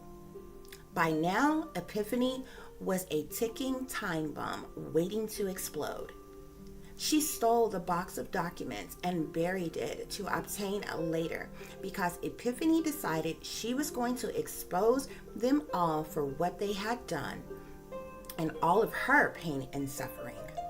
So when Rachel Lawson got home drunk as a skunk, as always, Epiphany confronted her with the cold hard truth she had hidden from her, and Rachel lost it and immediately began to attack Epiphany. Rachel and Epiphany fought, but Epiphany wasn't going to take not one more lick. She knew everything as she screamed at Rachel about the blackmail, the money, the contract, the deal she made with the government, and about her twin. Furious, Rachel threw Epiphany out for good, and they never seen each other again. 1 week after the incident, Rachel Lawson was shot and killed in cold blood in broad daylight while she was at the bank. Sources say that it was a bank robbery attempt, but Rachel was the only person injured and killed. It was obvious that it was a hit and a staged event, set up by Mr. Devlin and the government. Epiphany had a hard knock life, but she was able to manage on her own. Already a rebel, Epiphany became a truther and whistleblower and took to her social media account to expose every dirty detail of her life. Of course, people doubted Epiphany, but she didn't care. No one knew she had all the evidence and proof, and because of that, the Devlins denied the accusations altogether, and Epiphany became a targeted individual. The United States government tried to make Epiphany's life a living hell, as if she hadn't already been through enough. They even tried to make Epiphany seem crazy, so no one would believe her. She started being cyberbullied, gang-stalked, harassed, and even threatened. So Epiphany made copies of all the evidence, posted it online, and sent it to the media in her town, as well as where the Devlins resided in California. Epiphany was homeless for 4 years, and during those years, she saved every dime she could to take a train to California.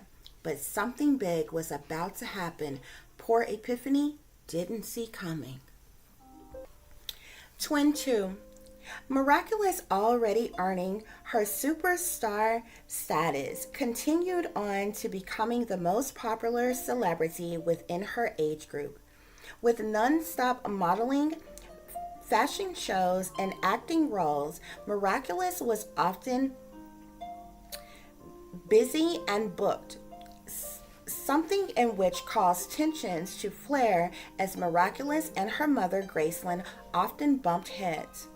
Graceland was obviously jealous of Miraculous, her beauty, popularity, and by now, Miraculous actually made more money than Graceland, causing Graceland to hate her own daughter, especially since even her husband Millard attention was on his favorite girl, Miraculous, as he called her. This was even more infuriating to Graceland because Miraculous was born a girl. Millard no longer desired Graceland sexually and openly flaunted a sexual relationship and close bond with his own daughter, Miraculous, not to mention his many other affairs with both men and women. As a result of this, Graceland was always high, drunk, and bloody mad. So much so, she snapped at everyone daily. Miraculous, Millard, the nanny, mansion staff, and any and everyone in between. But lately, even Miraculous was aggressively angry. Because since 16 years old, Miraculous was aware she had a twin. She couldn't believe her parents would abandon her, and now the family stayed in the tabloids as Hollywood's wildest scandal. Miraculous even had to work extra hard for the directors, producers, executives, etc., because they always gave her a hard time in this lecture about the matter, saying that they were risking their careers keeping her at the top of the charts as a A-list celebrity. So of course, behind the scenes, Miraculous always found her way to someone's casting couch and doing dirty little favors for freaks who made her pay for her parents' mistakes, often complaining to Daddy Devlin, whom assured Miraculous he'd handled everything soon enough and all would be fine. Not sure what he meant by that, Miraculous figured it wasn't anything good and feared for her twin sister's life. Millard Devlin. While Millard was happy not to be funneling out any more money to now deceased Rachel Lawson, he still had a problem he wanted taken care of immediately. He wanted Epiphany found and abducted to be sex trafficked for all the inconvenience. Once again, Millard hired his private investigator to locate Epiphany, who moved frequently since she was homeless. His CIA contacts had a track, trace, and hack team on her also. When the time was right, Millard told his traffickers to bring Epiphany to him first, unharmed, and he was offering $100,000 apiece for each of his helpers for her safe recovery. And of course, just like that, Mr. Devlin's foot soldiers were on a mission. Mr. Devlin also contributed $500,000 to both the CIA and FBI contacts that he had. Graceland Devlin. Queen bitch as always, just couldn't keep her nose clean. On a cocaine meth binge, Graceland hadn't ate or slept in days. Every other day, re-upping supplies, Graceland was on a downward spiral out of control. With her career and marriage basically over, Graceland didn't even give a damn about her appearance anymore, as she spent her fortune on drugs, alcohol, pills, and marijuana. I suppose she had to stay under the influence to cope with watching her husband get out of bed with her to creep into her daughter's room every night. The Hunt. Mr. Millard Devlin's private investigator, Mitch Slum, was on an assignment following Epiphany. Mitch kept the human traffickers up to date on her location as they were en route to Nashville, Tennessee, to fulfill the overall mission. Mr. Devlin's CIA contacts kept track of all parties involved as they were surveillance 24 hours a day, 7 days a week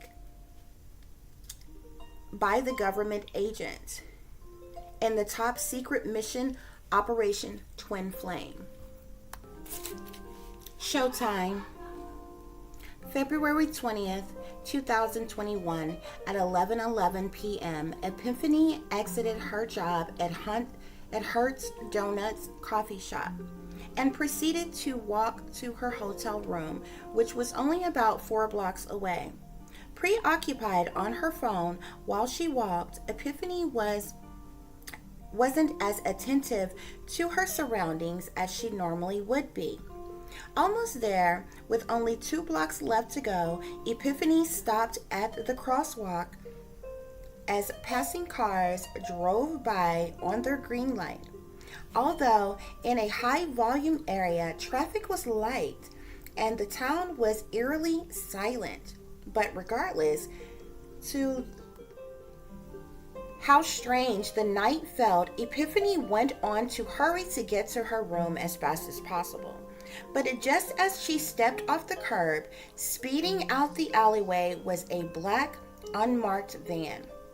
Thinking it was just some drunk driver, Epiphany stopped in her tracks to avoid the vehicle. But just as Epiphany stopped, so did the van, and all of a sudden, the doors of the van flew open, and 2 men jumped out and grabbed Epiphany and threw her in the back of the van as the driver sped away frantically.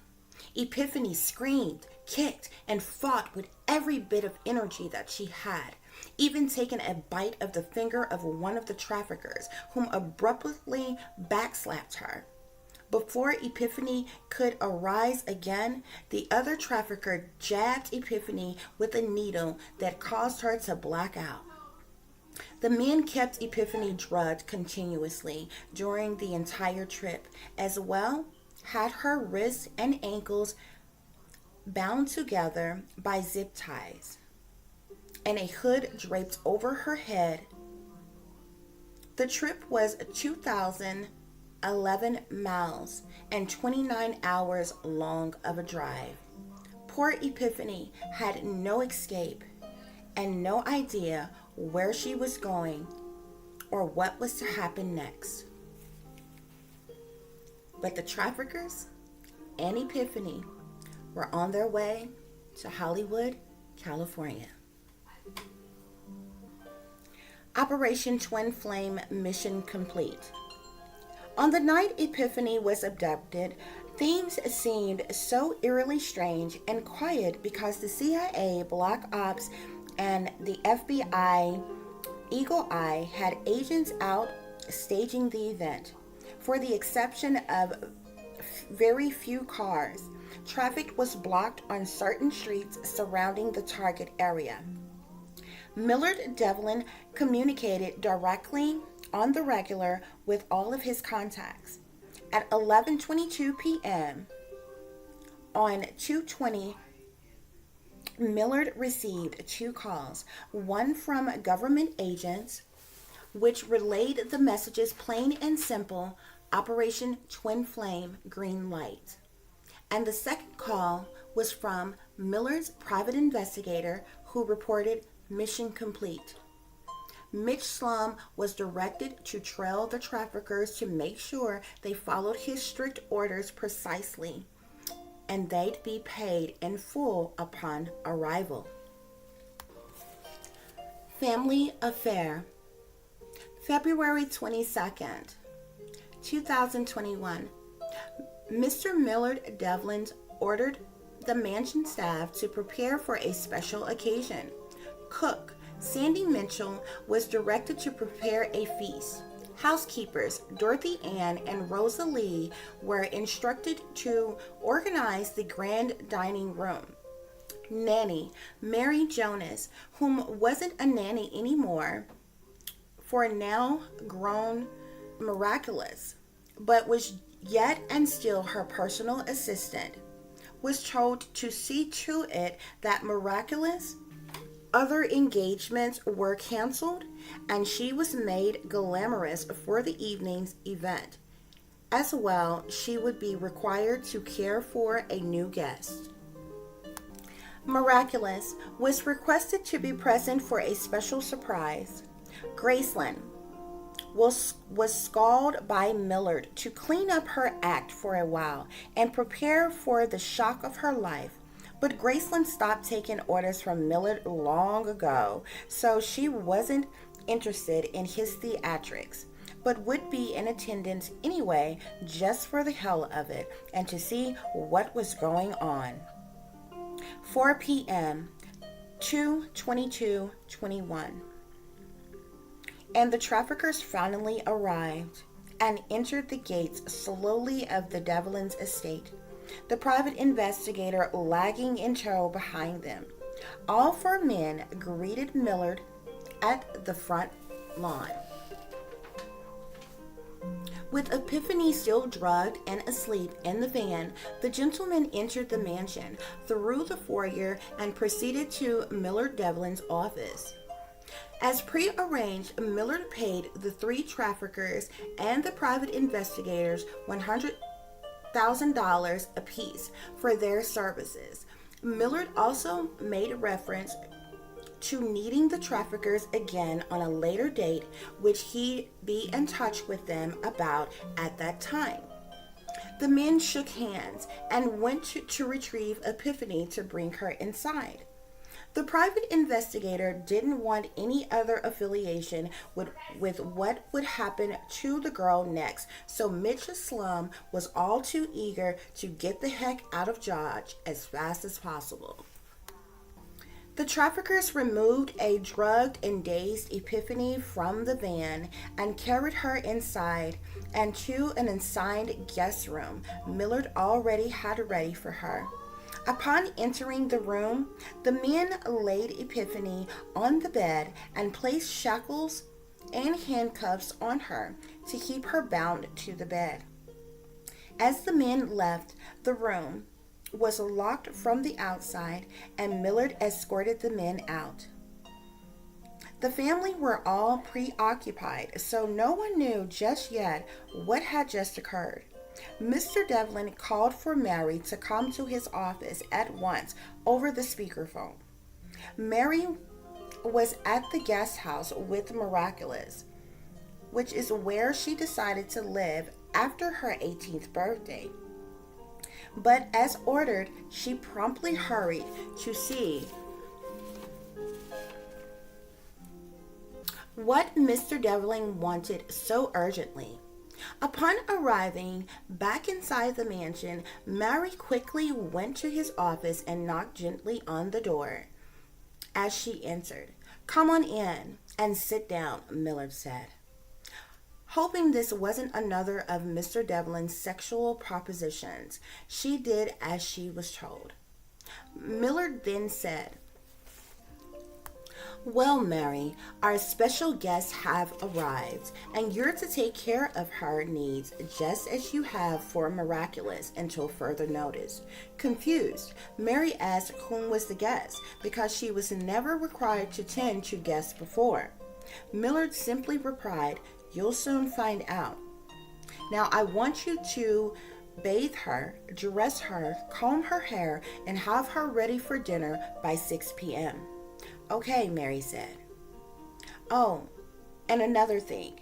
She is to stay locked in her room unless I otherwise say so." "You got that?" Millard shouted. Mary hung her head and said, "Yes, sir." But she was frightened at what she found in the locked room. Millard had never bring one of his human trafficked victims home before, at least not inside the mansion. Not since Mary had been there when he abducted and trafficked her 19 years ago. Mr. Devlin handed Mary the key to the room and to the shackles of the handcuffs, then told Mary to get out and go hurry up and make the girl presentable. Mary did as she was told. but was stopped by Graceland in the hall, whom was scummy drunk. Graceland yelled at Mary, "What the hell is going on?" Mary replied, "I'm sorry, ma'am, but you'll have to ask Mr. Devlin." Mary went about her business and ran as fast as she could up the spiral stairs. She fumbled the keys about in her hands as she began to sweat.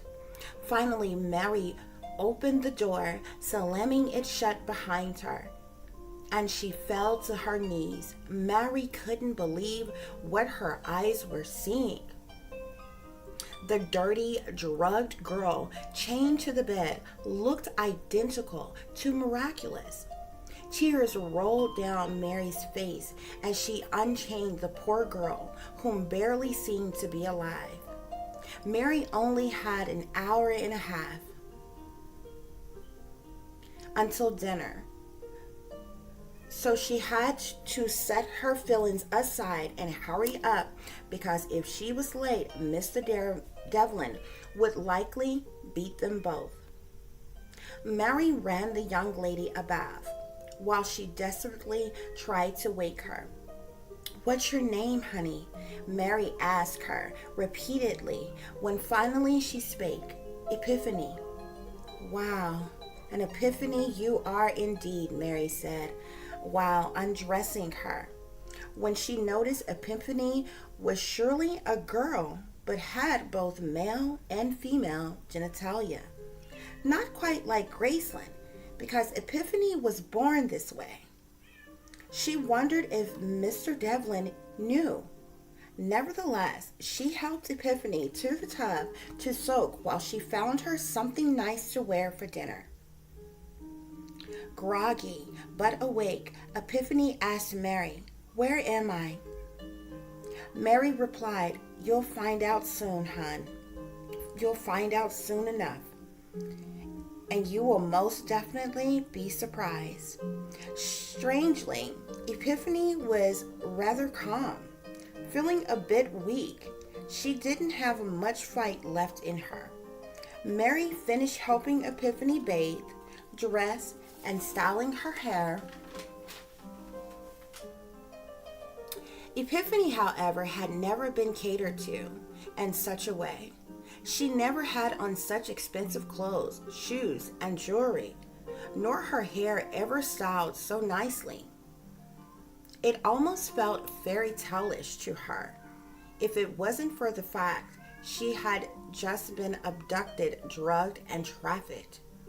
Mary told Epiphany, "Whatever you do, for your safety, don't make Mr. or Mrs. Devlin angry." Epiphany shouted, "What? Do you mean to tell me I'm in California?" And Mary said, "Yes. So I'm here in the mansion of the parents that gave me up?" Once again, Mary responded, "Yes. So are you saying Mr. Devlin had me kidnapped?" Epiphany said, while pacing the floor. "I believe so, hon," Mary replied. "So who are you?" Epiphany asked, so confused. "I'm the nanny," Mary Jonas said. "I took care of your sister since she was a baby."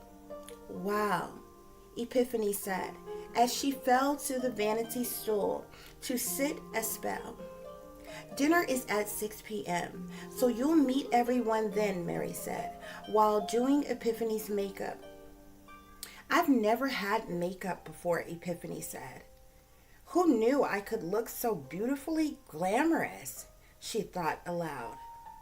"I really hate you had to come here under such horrific circumstances," Mary mumbled. "I too was lured here, something like the way you were." "That's horrible," Epiphany said. Mary warned Epiphany, "Be very careful." As the clock struck 6, the Devlins are evil, dangerous people who do awful things. "Thanks. I'll remember that," Epiphany said. Family reunion. At 6 p.m., a loud chime rang through the entire mansion. The alert signaled for dinner. The Devlin family proceeded to the grand dining room promptly. Millard, Graceland, and Miraculous eagerly sat down, waiting on Mary to enter with their special guest. Mr. Devlin grew impatient immediately and shouted, "Where the hell is that cunt?" Mrs. Devlin said all of a sudden, "Oh, shut the hell up, Millard. She's coming." Miraculous interrupted and responded, "Yeah, Dad, don't call her that."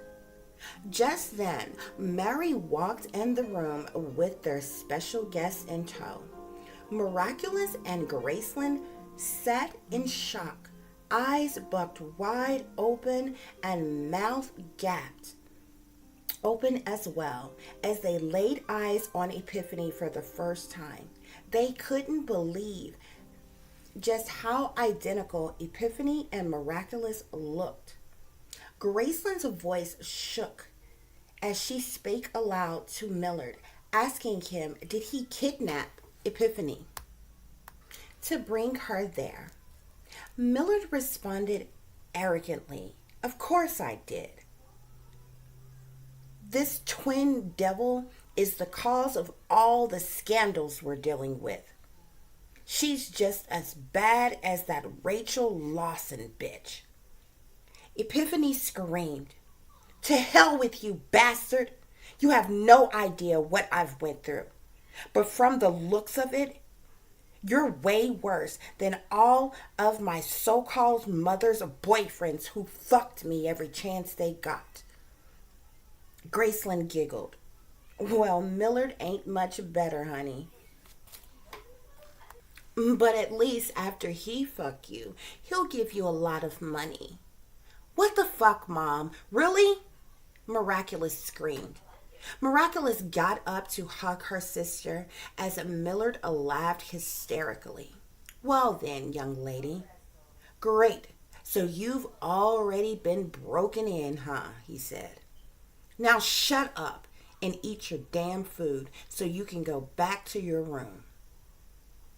"You should be glad I even allowed you to come here," Millard yelled frantically across the room. "But don't get comfortable. It won't be for long." Miraculous cried out, "Dad, that isn't right. What are you going to do to her?" Graceland curiously replied, "Yeah, Millard, what are you planning in that psycho mind of yours?" as she laughed aloud. Millard paused and looked at Grayson, and then slapped her across her face. "Don't you dare speak to me like that in front of the girls," he said. Graceland jumped up, threw her martini in Millard's face, and grabbed her steak knife and told Millard if he touched her again, she'd kill him.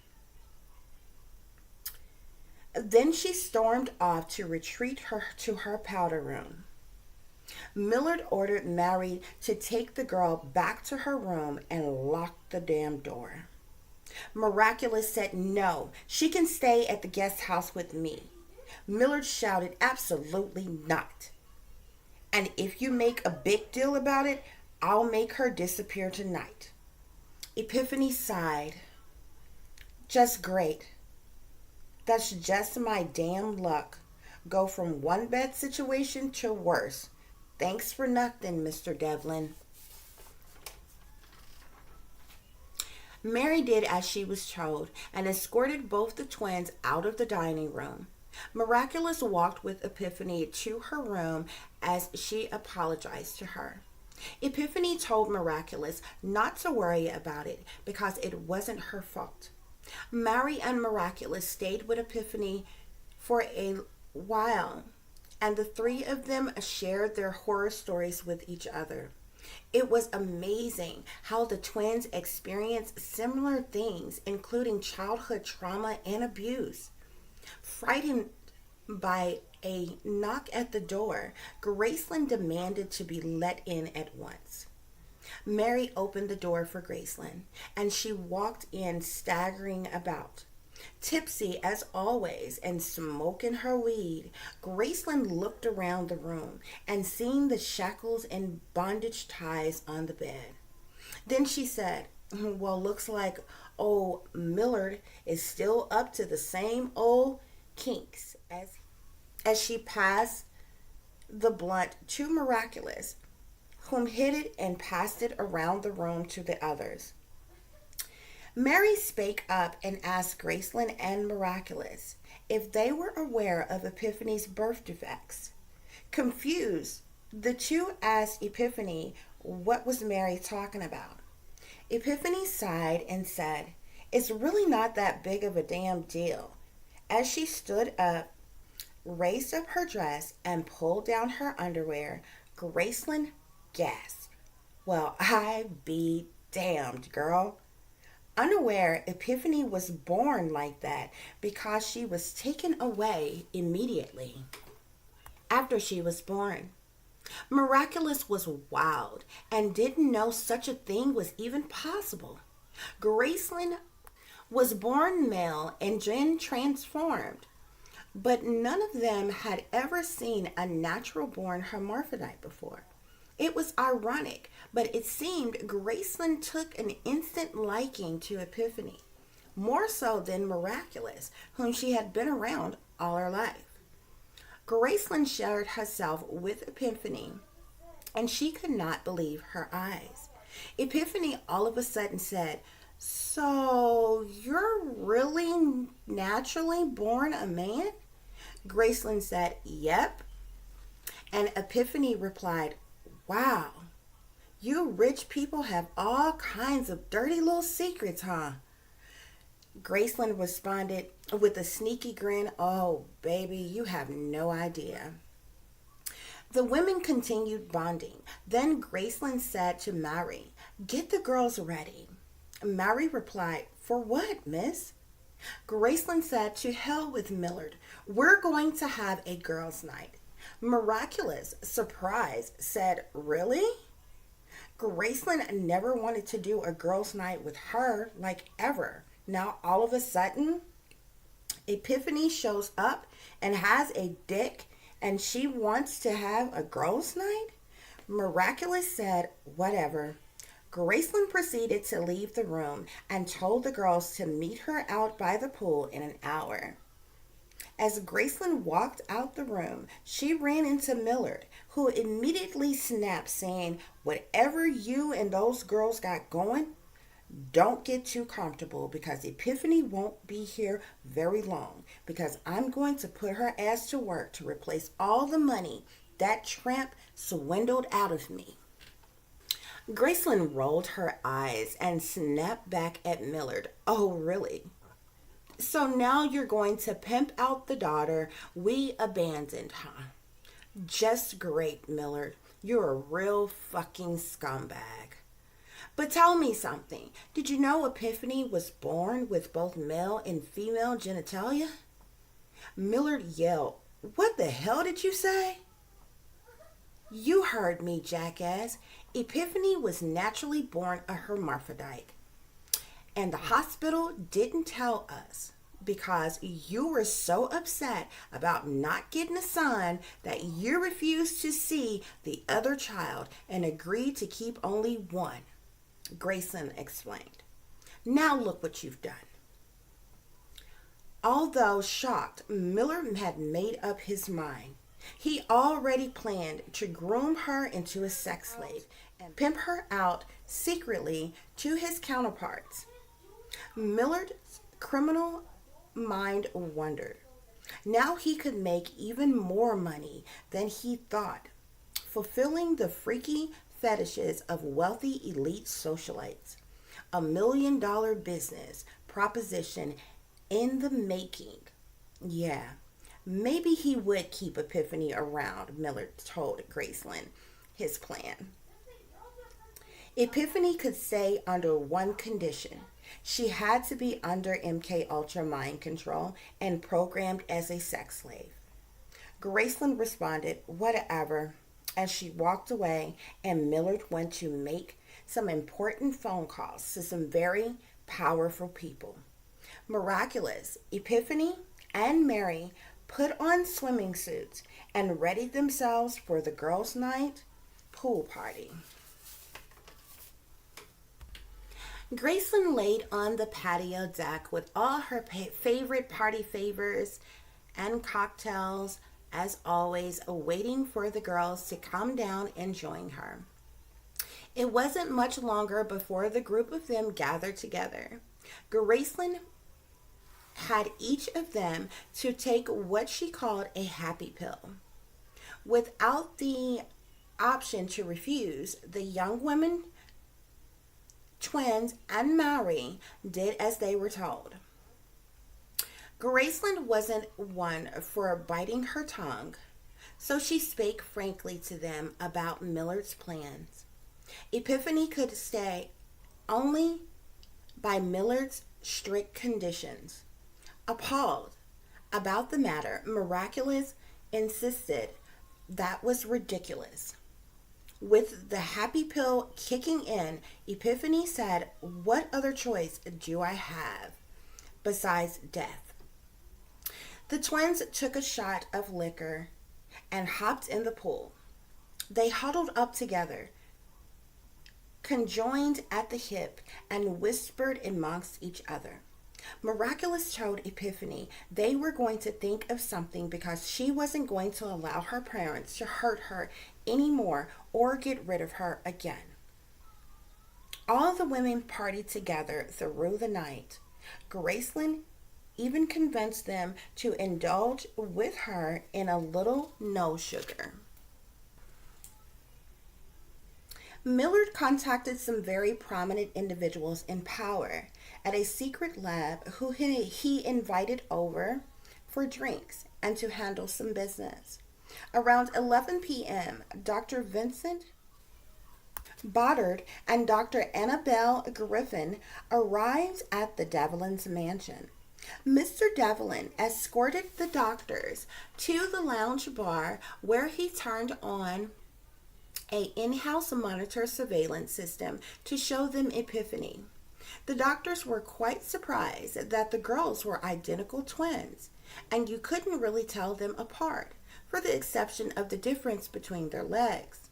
Nevertheless, Millard Devlin invited the two doctors over to start the mind control programming on Epiphany, which they agreed to do for a small fee, of course. Mr. Devlin called Mary over the speakerphone and instructed her to return Epiphany to her room right away and leave her there until further notice. Miraculous insisted she go with Epiphany, but Millard refused to permit her to do so. Mary did as she was told and escorted Epiphany to her room. Epiphany was chained and tied to the bed once again, and Mary proceeded to leave, locking the door behind her, telling Epiphany try not to be afraid or fight back because it would make things worse.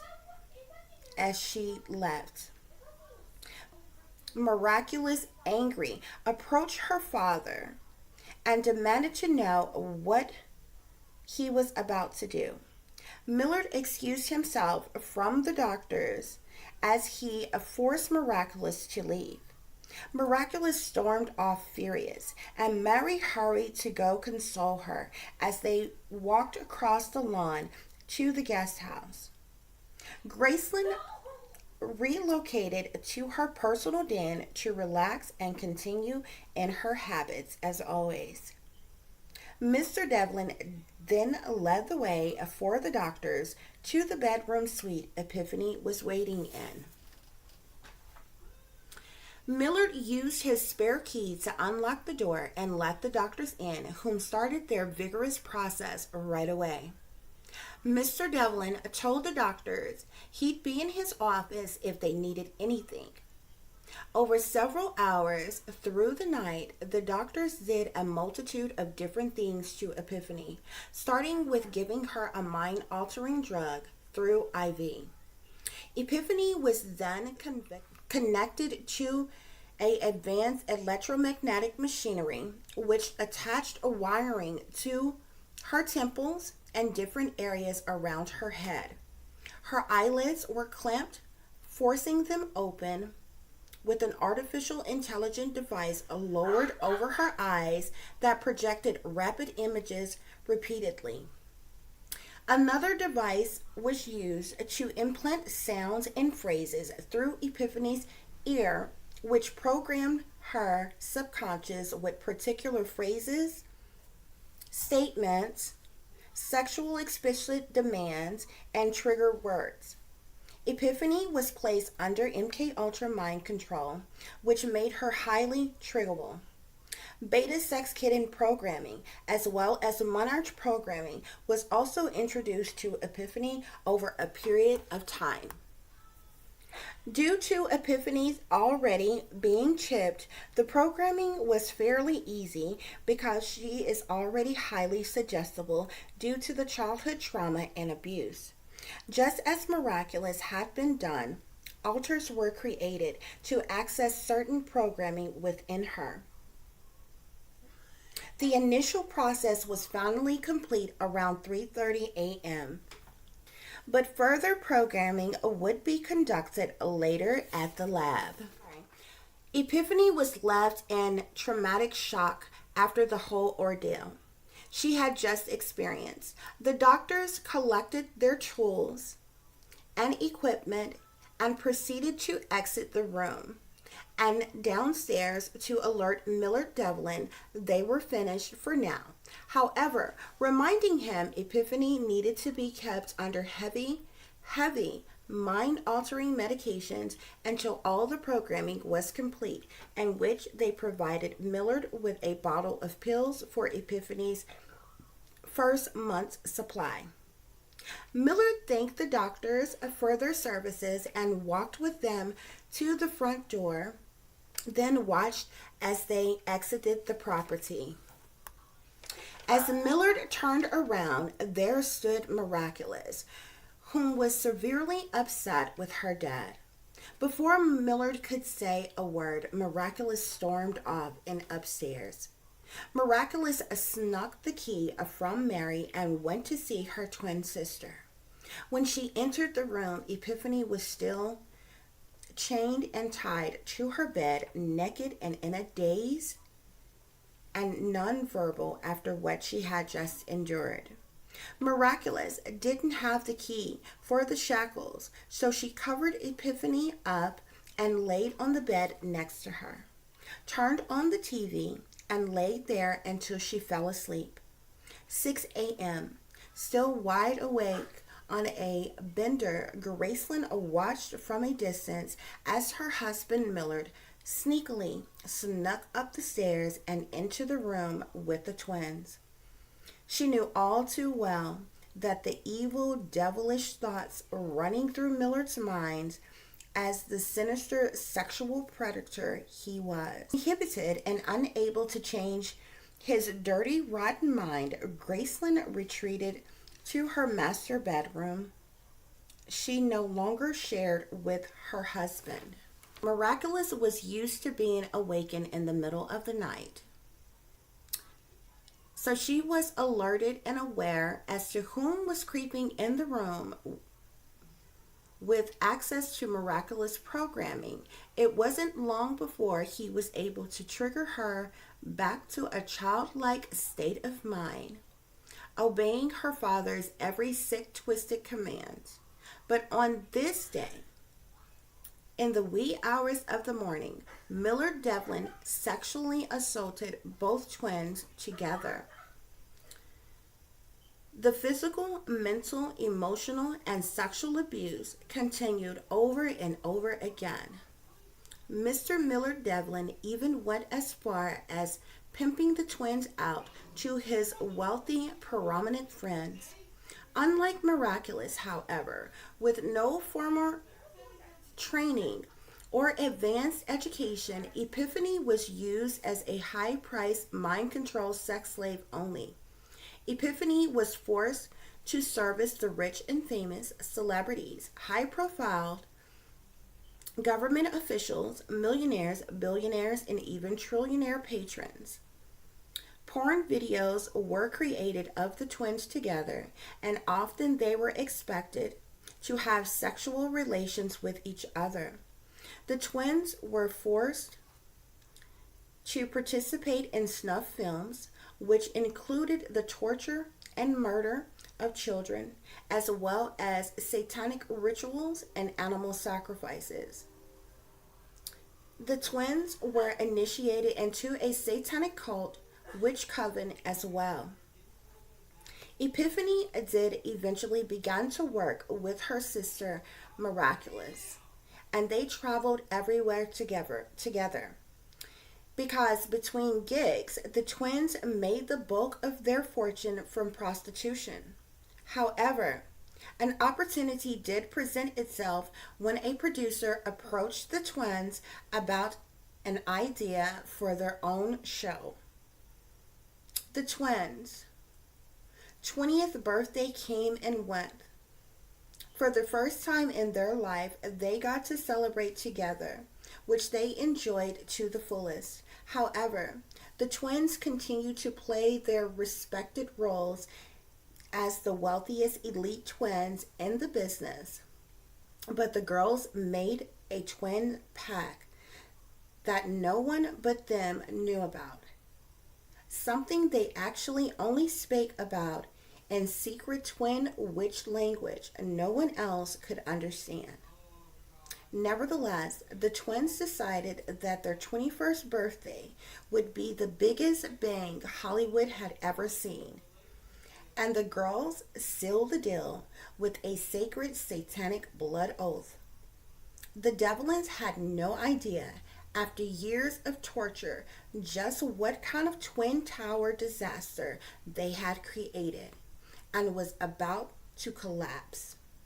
The twins had endured a lot, but they had enough when they started being used to traffic children underground. Twin Tower finale. It had been a year and 5 months since Epiphany had been viciously abducted and trafficked to Hollywood, California, then dropped off like leftovers to the Devlin's billionaire estate. Re-traumatized all over again, side by side with her identical twin, Miraculous, the dynamic duo had reached their 21st birthday. And as planned, the young women vowed to make this a event to remember forever. Unbeknownst to Mr. and Mrs. Devlin, the Devlin twins had a massive celebration underway for their special day, a grand party with hundreds of guests attending for the live concerts of celebrity performers, free food, fun, endless open bars, and party favors. After the engagement, the twins had a prearranged plans to vacation at a private island resort. As for everything that was anything pertaining to gatherings or get-togethers at the Devlin's mansion, the setup, decorations, and festivities have to be immaculate and of utmost perfection. Therefore, the party planners, deco designers, stage setup crew, lighting and sound check guys, caterers, etc., spent the early part of the day setting up the event. Miraculous, Epiphany, and Mary packed their luggages for their trip after the party. Then the women spent the rest of the afternoon preparing and readying themselves for the twins' birthday extravaganza. But of course, the event was rather costly, especially after fulfilling all the demands of the spoiled twins. Therefore, the get-together cost roughly $11 million. Mr. and Mrs. Devlin, of course, was always up for some excitement, especially at the expense of the twins. So they were their bubbly, gullible selves as always, and completely off guard as to what the night would hold. It was no secret the Devlin's marriage is practically over, but they continued to put up a good front around others. However, for good reason, Epiphany and Miraculous hated their evil parents, whom were wicked to the core. The twins desired to rid themselves from the torturous horror of their demonic mother and father in an effort to free themselves of the abusive hold they had on them, and perhaps they'll get their chance soon enough, if they're lucky. July 7th, 2022 at 7 p.m. The twins' birthday bash began. The who's who of the rich and famous and celebrity elite flocked to the enormous Devlin estate to party. 3 live concerts by A-list celebrity performers were amongst the various different things available to do. Guests filled the entirety of the mansion inside and out, with partygoers lounging in the hot tub, jacuzzi, splish splashing in the swimming pool, shooting pool in the billiard room, enjoying exotic dancers of male and female strippers, gaming in the game room, or hitting the dance floor. There was something to everybody's liking for everyone to do. And of course, the food, alcohol, and party favors of a variety of drugs were nonstop all through the night, keeping each and every guest full and satisfied. Miraculous and Epiphany socialized, mixing and mingling throughout the crowd, turned up to the max all night long. Mr. and Mrs. Devlin entertained the older crowd of guests attending by overseeing the gambling taking place in the lounge gambling room. Poker and blackjack was but a couple of games available. In fact, Mr. Devlin actually had a mini in-house casino in the mansion.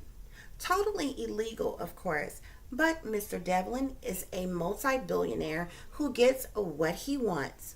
Besides, the casino was only available to very wealthy persons whom played and could afford very high-stakes games. Nevertheless, the head banging party went on without a hitch and was a success. Epiphany, Miraculous, and all their invited guests partied like rock stars all night long. It wasn't until the next day and the wee hours of the morning when guests decided to leave. Those who had personal drivers departed around 4 a.m., whereas those who drove their own luxury vehicles themselves didn't leave until around 6 or 7 a.m. when they had a chance to sober up some. The Devlins had retreated to their quarters around 3 a.m. for rest, relaxation, and rejuvenation, if you will. So no one had seen them since then, and so far as anyone else knew, Epiphany and Miraculous, as well as their personal assistant, Mary Jonas, left the property around 4 a.m. for their private flight to an island resort for their birthday vacation. The mansion staff were left in charge of assisting the remaining guests and helping them out when they were ready to go. However, no one could have expected or imagined what was about to happen next. But it's definitely going to make breaking news and shock the world.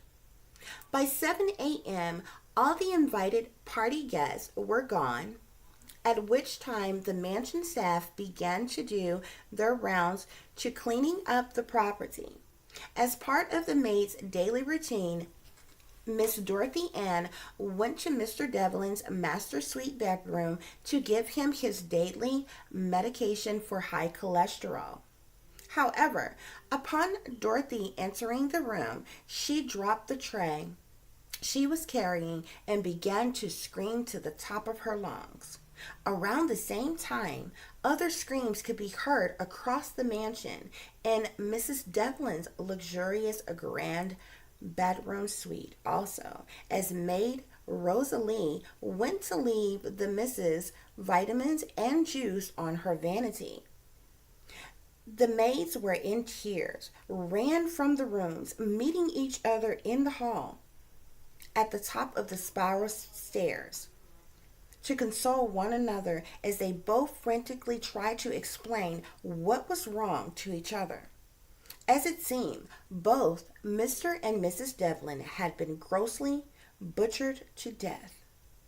Blood spatter was everywhere in each of the rooms, all over the floors, walls, bed, everywhere one could imagine. With Epiphany, Miraculous, and Mary gone on their trip, the mansion staff gathered together to figure out what to do next. The housekeepers, cook, and other staff on the property decided it'd be best to contact the family first because, with the Devlins being billionaires, when this got out to the public, it was going to be a huge scandal. So the chief staff called the twins to report what they had found. Still on their private flight to the island resort, when the twins answered, they acted shocked by the news as they played their role, ensuring the staff they would be on their way as soon as possible. They gave them the go-ahead to call the police for help. What they were unaware of is the Devlin twins already knew of their parents' demise well before they departed the estate for their trip. What really happened? Around 3 a.m., Epiphany and Miraculous slipped away from their massive party to carry out their plans. The girls met up with their once nanny, now personal assistant Mary, in the guest house of the mansion. What no one is aware of, not even the staff, is there is a secret underground tunnel and bunker that runs from the Devlin's mansion to the guest house underground. Something Mr. Devlin and his criminal counterparts used to traffic, hide out, and abuse kidnapped children. Nevertheless, Epiphany, Miraculous, and Mary waited until Mr. and Mrs. Devlin retreated to their separate rooms for the night. Then they traveled through the tunnel from the guest house to the mansion. The secret door is behind a bookshelf in Mr. Devlin's office, which is connected to a private elevator directly to his master bedroom, so the twins could navigate through the mansion without being seen. Once they reached Millard's room, it was no surprise he had taken up with one of the strippers, 19-year-old Samantha Clark. But Samantha was drugged and blacked out on the bed as Millard took advantage of her. The twins had enough of their dirty scumbag father, whom had abused them all the same way. When Miraculous, Epiphany, and Mary stormed the room from the secret entrance, the intoxicated bastard had the nerve to think that they had come to join his freak fest party. Epiphany raised the gun, aimed at Millard's head, but Millard was so high he began to laugh. Mary ran over to Samantha to help her up when she noticed the young girl was dead from an overdose. In a blind rage of fury, the three women attacked Millard. By the time they were done with him, Millard had been shot in the head, his throat was slit, his penis was cut off and placed in his mouth, and the old dirty bastard was stabbed 277 times. Of course, nobody heard a thing because the music and the crowd was so loud. Miraculous said, "One down and one to go," as the women stood there in their plastic disposable jumpers, booties, head covers, and gloves, covered in blood. They then entered their parents', his and her, bathroom that connected between each of their rooms. Graceland was entertaining some male company as well. Yet another of her playboys she paid for sexual favors. The twins waited and watched until Graceland was alone because they didn't want to kill an innocent person. Only they're good for nothing parents. Graceland ordered the boy to give her fellatio, then forced herself on the boy as she brutally sodomized him from behind. After Graceland was done with him, even though he was bruised, bleeding, and hurt badly, she threw him a few $100s, then kicked him out of her room as she sat at her vanity to powder her nose some more. Miraculous, Epiphany, and Mary bursted through the room, catching Graceland off guard. Each of the women stabbed Graceland in the back for every time she did the same to them and allowed them to be repeatedly abused by Millard and many other men. Epiphany and Miraculous took their time mutilating and dismembering Graceland's body, using a machete to chop off every one of her body parts and subliminally rearranging them around the room, even cutting off her penis and throwing it in the trash, giving her the vagina she always wanted, but Millard refused to let her have. Finally, Epiphany, Miraculous, and Mary's job was done. They hurried back to the secret tunnel where they disposed of their jumpers, booties, head covers, gloves, and weapons. Then they went back to the guest house, cleaned up, changed clothes, and grabbed their luggage for their trip and left the Devlin estate unseen. Miraculous and Epiphany agreed to pay Mary $7 million for her pain and suffering she endured by their parents and for helping them eliminate the devilish Devlins. Also paying her a salary for staying on to work for the twins as their personal assistant. Meanwhile, the police, detectives, and media had swarmed the Devlin property. In no time at all, the coverage of the Devlin massacre was all over the news. Finally, the twins and their assistant Mary arrived back to the mansion and put on an act of a lifetime as distraught family members. Although there was suspicion, there was no evidence suggesting at all that the twins or their assistant Mary were involved or even at the mansion at the time Mr. and Mrs. Devlin's death. After all, the twins' guests all reported that they seen the Devlin twins leave for their trip to the island resort for a birthday vacation. Still to this day, it's a mystery as to whom murdered Millard and Graceland Devlin, or the deceased young lady found in Mr. Devlin's room. But Miraculous and Epiphany inherited $700 billion and were now the owners of the estate, businesses, and everything the Devlins owned. At which time, they took their trip to that private exotic island resort anyway and vacation for the remainder of their birthday getaway. The end.